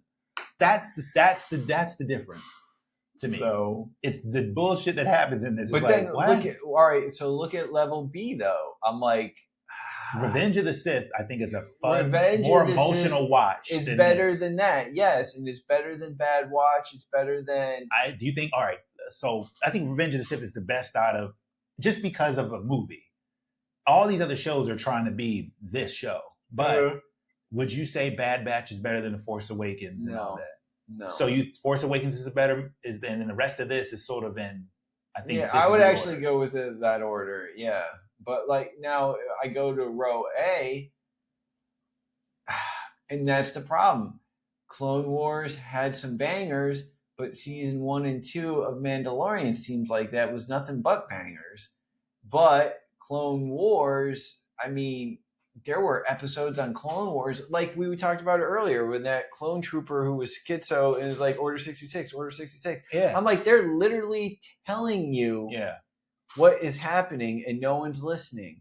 And it's just like some of these episodes were so fantastic, and that does introduce Ahsoka. Yeah. And Ahsoka is a fan favorite. They made a show because of her. But that's where Clone Wars to me fails, because now it went longer than Mandalorian. So it's got more bad episodes than Mandalorian. But if I were to look I feel like Mandalorian season 3 is low. Is because that's 40 minutes an episode. Yeah. It's kind of like... Well, so that's where if I go... There's more good in Clone War than there is in Mando. So that's where I have the issue, because I can look at season 1 and 2 of Mando and say, oh, no, they were all good. But I go to 3 and I'm like, But with Clone Wars, I can honestly say... There was never a bad season. There was always more better episodes than bad episodes. Yeah. So that means it has to be higher than Mando. Yeah, it's been around Mando longer. Is still, and has more interesting things to say. If before season 3 came out, if it's just Mando alone on season 1 and 2, it's like, well, yeah, Clone Wars has better story arcs. I like the different points of views. I like that you make, Cody and Rex two evil villains, which heroes. And I'm like, but you kind of watch this and it's just like the same thing with Rebels. Like Rebels got in and got out. Yeah. And that's why I kind of think it's a little better than Mandalorian, because like each season I think gets better as it goes, but then when it ends, it ends. Mm-hmm. And then that's why I think kind of Ahsoka kind of falls short, because it tries to continue the Rebel story, but not in the most fun way. Where like Mandalorian and this, I think I like kind of now I'm thinking I kind of like this order, because Mandalorian, I guess it should have learned its lessons from here and just said, here's some more interesting characters, but like at some point at season 3, I gotta believe there was an agenda, because that was a drastic change from 1 and 2. But then again, if we're going by that, maybe they were trying for a swing. Well, again, I respect the swing. It's just the storytelling of like the Darksaber and the Moff Gideon. Like it's just, it's kind of it's a bigger problem here at large. But again, it's a cool world and it's a cool setting. I'm a fan. Where this one, it's kind of like these last bits, they're okay. They're good-ish. Like if Bad Batch came out the same time Clone Wars, I think you have a different conversation. But again, Revenge of the Sith, I think, is a better overall movie than Force Awakens, because it's like, okay, it's a culmination and it works. You get down to here. Now, do we say Revenge of the Sith is worse than Rebels? I've not seen Rebels. I've seen an episode. As a movie, I think the problem now with Clone Wars is there. Well, the problem now with Clone Wars is this is where it's an unfair advantage. Clone Wars has 6 seasons, and a movie. Yeah, but Clone Wars has a lot longer time to tell a story than Lucas does with Revenge of the Sith. But I would say... So that's where it's like... The only caveat is there are other directors that have the same 2-hour window and still tell a good story, even in a trilogy. Right, but I'm looking at our row A, right? Yeah. It's all TV shows with more capabilities of storytelling. And that's the... So would you say if you want to put Revenge of the Sith at A? Well, if I have to look at it... It is the worst of the A's? Yes, because if I have to look at this, I can't fault the fact that Clone Wars was already green lit for like 3 seasons guaranteed, Rebels was greenlit. Okay. Now Mando was. They didn't know if there would be a season 2, but they gave it 10 episodes, so that one had more advantages. So, in fairness, all right, I think I can get with that. I can see that as this is the worst of the A's creeping into a B minus. Yes. On the sheer fact of everything that's come before has been, or after this, has pretty much been kind of dog ass. And then it just says these sort of enhance what we learn about this. Yes. And if none of this happened, then we'd be talking differently. But I would agree, because if this is a B minus or A minus, and that is the sheer fact, not that the movie's the dialogue is not great. Yeah. But the themes of the movie and what's happening in it is more emotional than. And you get the best lightsaber fight out of all of it. Okay, that I can agree with, because like even in Clone Wars, they tried to do like a vision of what happened in this. Yeah, and like I even saw online an animated and it's version. A Debbie Downer of a movie, and that's also another reason why I like Rogue One. It was a Debbie Downer. Okay, so I could do that, and even here as a B, it's like I feel like the Tales of the Empire, if we got another person other than Morgan, I think it'd be better, but it just doesn't work. Where Bad Batch is trying to say interesting things about PTSD and soldiers, and it's telling something interesting, as opposed to this, where Force Awakens out of a movie is best. Now here's where I'm gonna get a little controversial. I think Last Jedi as a movie is better than Obi-Wan as a show, because the things that happen in Obi-Wan are comical. Again, my main argument with Obi-Wan is also its fault. If Obi-Wan didn't happen, I would be okay with it, but I'd rather have an Obi-Wan show than not. So that's where Obi-Wan for me gets a boost, where I'd rather have it than not. And I understand it's my whole argument. So with Part 2, you're saying if you didn't have Luke Skywalker in that movie, you'd be happy? Well, I'd be like, no. Well, you got Luke Skywalker. We got Luke, but it's more so like the little comical bullcrap that it holds it back. Like there's a scene where they're at the laser gate and they can just walk around it, and I hated the fact that they fought. Like the acting when they saw each other again was great. Well, sometimes these shows box themselves in too much of a corner. But you got Andor, which doesn't, and it's like the same. That's what makes it odd. Okay. Like you have a show with lightsabers and the flashy stuff, and they still do dumb shit. All right. So, and that's why I'm like, okay, even with the Clone Wars movie, is it out of the bunch the worst out of all these? Or is because like it's a half of a story and the animation's kind of odd. They didn't get better until the show. I mean, again, if we're going by this entirely, I've seen that movie once. Now I've seen episode. What is that? What are you moving? Episode. Was Episode 1? Do you think Episode 1 is better? I saw it 4 times in the theaters. But now versus all this everything else I haven't seen 4 times. But okay, let's say the ones you have seen. You've seen these, right? Mm-hmm. Do you think Episode 1 is better than Last Jedi, Obi-Wan, or the animated Clone Wars? Yes. And I've not seen Ahsoka. Okay. So I can't. So you can't. I know you can't say that. So I get that. But do you? So you think this movie is a better movie than this movie? Yes. Now, and I understand visually there are scenes. Visually, this looks better. Yes. Story-wise, you think this is better than this? Because of this one thing.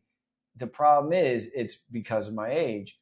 When that movie came out, you were frothing at the mouth. Sure, but when this movie came out, people were frothing at the mouth till they saw it. And the same thing here. When people saw this movie, they're like, what the fuck was that? And there was too many complaints. But the thing of it is, I went into that 3 more times to see everyone's point of view. I walked out of that saying, I don't need to watch that again to see everyone's point of view. Here's the thing. Here's the difference now. Now you can go on YouTube. Now I can watch it. You can go on YouTube and see different people's point of view. Right. Now I can watch that again and see why I hate it so much and see if it's changed. I will give you this. He did try for a swing. He did try something new. Which is the whole point. Again. You're right. Which is, if that's what we're doing. But I think this is better than Obi-Wan. Okay. Because Obi-Wan was trying to get you with full nostalgia. the fact that these guys met. I think Obi-Wan is better than Clone Wars. The thing with Obi-Wan now is, if I were to, and it goes against everything I said, if I were to take Obi-Wan and edit out some things, which people have done on YouTube, there's a YouTube cut, and it would be better than that. But the same thing with Ahsoka. People have tried to edit it down to like a 2-hour movie to see if it works. Sure. No, it's because the thing is, it's still, to me, the story kind of doesn't make sense. It makes sense, okay, that they met again, because the line is like, in New Hope, I haven't seen you since I was a learner. You mean like 8 years ago? Last time you met, I was the student. That makes more sense. And so, yes, it ruins. It literally makes no, more I know. sense. It's like, what? But it goes back down to... So 6 years ago, I'm now Alec Guinness, so the desert aged Obi-Wan up that badly? So it goes back down to, this is what I said before, though. Huh. Would I rather an Obi-Wan show than not? Yes. Do I understand how it breaks everything? Of course I do. But would I rather have Ewan McGregor one more ride? Then they should have gave him a better one. I can't give it a pass. No, all right, I'll give you that. But I like the fact that they brought in Anakin. I like the fact that you get a good Darth Vader fight versus that original one, which is dated because it's even then, the bed, it's in the dark. On some it's not even like there's videos of people trying to relight it. It's like the Game of Thrones thing. Why is this so dark? Yeah. I've seen night fight scenes that have more emotion. Like, it's literally dark. Like, it makes no sense. No, I get it. You wanted to give them catharsis, but it should have been packaged better. Yeah, I'll give you that. And that I can't get down with, and that's sad to say. I'm sorry, but for me, it's more like out of the movies, I would say this. I think Ahsoka's a better watch than this one. Okay. But for a show, like, I feel like, again, it's just it's trying to do something. This was kind of like, oh, here's some more nostalgia porn. I know you guys love these guys. Here's these actors again, which is great. Here's a young Leia, if you wanted that. I don't. So then it also retcons the fact that, like, when he sees the message, he's like, Obi-Wan, help me. Like, oh, we could have just assumed that they knew each other, or they didn't, or she knew that he's my father spoke of you in the Clone Wars, and that's why I'm sending you this message. Right, not the fact that she helped me when I was a kid, but she never came and saw me. Yeah. Oh, like, it's stupid. I know the arguments, and I understand what it did, and you're right. And then they have Inquisitors that don't do anything. Like, you have the two, you have Reva and you have the other person, and they don't do shit. It's just weird. Yeah, I know. It's like, okay, you see Owen on the farm a little more. Okay, great. And then Reva's like, have I become him? Who, Anakin? No, are you stupid? Like, no. Like, the fact that it shows people getting stabbed in the gut in this show twice and they live. And again, that also happens. No one dies in a freaking Star Wars. And this also pisses me off. Here's another thing that pisses me off. This is the movie where it shows that lightsabers, because there's a scene where somebody gets stabbed in this one with a lightsaber and lives. Yeah. Where Qui-Gon got stabbed and died. So this is another reason why I think these two are better than this, because we actually see when lightsabers hit you, they take you out. Well, I'll give you that. But that's where the whole thing was. The only one in Star Wars who can die, you cannot be cut in half and live. I don't care that it cauterized your whole entire life. You still fall down. But here's 5 billion stories. He went crazy after, and he had to get demon magic to fix his mind. Doesn't matter. Still. Doesn't matter. Qui-Gon didn't need to die. But here's the fun part, though. Here's the fun part. He's an alien who says his organs work like that. All right, you're right. No, you're right. You're right. If we're going to go by that, you're right. The only one who can die because he's a human is freaking Qui-Gon. Yeah, we don't know who says his heart. Who says you cut him in? Maybe his heart and all this. Yeah, you're right. Maybe his heart's in his brain. I don't know. He's an alien. Yeah. But the fact is, it makes Maybe he's got 8 hearts and they only took out 6. And he's like, I can live on. Yeah. That's the fun part. It's kind of like, because it made the interesting character that we love come back. You only get one. But the problem with the rest of these movies is they try to do it again and again and again and again. There's a girl, Sabine, in this show, shows up in Ahsoka, gets stabbed with a lightsaber, and is fine. Qui-Gon gets stabbed, murked. Snoke gets cut in half, loses an arm, dead. Luke can come up, like, it's more interesting things happen in these. Luke overdoses from the Force. Yeah, which, okay, fine. It's something new we haven't seen before. I'll give you that. He's literally projecting his consciousness across the galaxy, trying to hold it. Like, Yoda dies because of... And people have said to me, oh, do you know how much power that must have taken him to do that? I'm like, so what? I mean, look, could have gotten a guy. This is the same guy. Anakin, you're telling me this man can't go light speed to a freaking salt planet? He knows where they are. Anakin repented for his sins and got led into the kingdom of heaven on his at the last moment. So, like, anything's possible. He became a Force Ghost. He trained briefly after when he died, and then he's like, oh, it's that easy. As soon as he dies, oh, I'm good. I'll just be remembered as the good guy. Yeah, no one's going to look at me as like, hey, remember me? I'm the youngling. You killed me, you son of a bitch. I think they should. Man, we're good. We're good. Hey, it's good, buddy. Hey, it's all right. Next time you kill me, all right? Yeah, like that's what it must have been like. In like these movies, this stuff is, I think, this is the worst at all of it. Solo has some interesting stuff, right? You know, is this movie better than this movie? I think so, a little bit, but not really. Again, in my heart of hearts, I can't put this before. I get a Yoda fight. Honestly, I'd rather watch Solo more from. God no. I can't. I mean, all right. Solo if the high scene in Solo's pretty interesting. Honestly, yes. Gun to ahead, I would watch Solo before Boba Fett. It's shorter. Yeah, I would watch Solo before Rise of Skywalker. Gun to the head, I would. I don't know. I would rather watch Solo. I'd probably end up watching that entire new trilogy one more time. Because when he's talking to the dude when they're trying to do the heist, when Woody Harrelson, like it gets pretty interesting. Well, again, though, that was a movie that was just entirely reshot. I would have, if this is what they gave us, I would have liked to have seen. Yeah, there was nothing reshot about this. They said this is what we're going to do. Yeah, and then in the end, it's dumb. When with the original Solo, they said, "Oh, this is bad. Let's redo it," which makes me go, "All right." I mean, was it less of a comedy? Well, since we haven't seen Skeleton Crew in this one, we can leave these here. But I'm assuming it probably, judging by what I've heard people say, it most likely ended up in C anyway. That's a solid list. That's a solid list. So S, Empire. Again, if we watched everything all over one by one, we probably might have different views on it. But as of right now, I'd go with this a solid list. All right. And I'll do the last recap. So we got S tier, Empire, Return of the... And this is also in what we'd watch over the net. I mean, they're all good, but this is honestly how, if we were to think, they'd be a little slightly better than. So it goes Empire, Return of the Jedi, Rogue One, Andor, and then A New Hope. Could you start a trilogy without finishing it? Like, see how we have number A with Revenge of the Sith? Could you watch Revenge of the Sith without watching episode 1, episode 2? Yeah. Me too. Yeah. But would it be right? But I'm looking at this going, I would never watch it 3, 2, 1. Yeah, but imagine why, like, I would watch these and then say I only had these to watch. Like, if this was the only Star Wars I ever got to watch again, I'd be, because Clone Wars hits all the beats. Clone Wars is enough to where I'd be happy. Like, yeah. This, I'm like, all right, I fucking guess. This, I'd be like, I'd be confused. This, I'd be like, this is a horrible franchise. Like, you know, that's how I'm seeing this. Like, if this was the only thing I got to watch, this is yeah, actually, beautiful. This is actually a good, yeah. If I only got to watch A, if you look at S's, you complete a story. Where if we go to A, we're choppy because we're jumping from stories.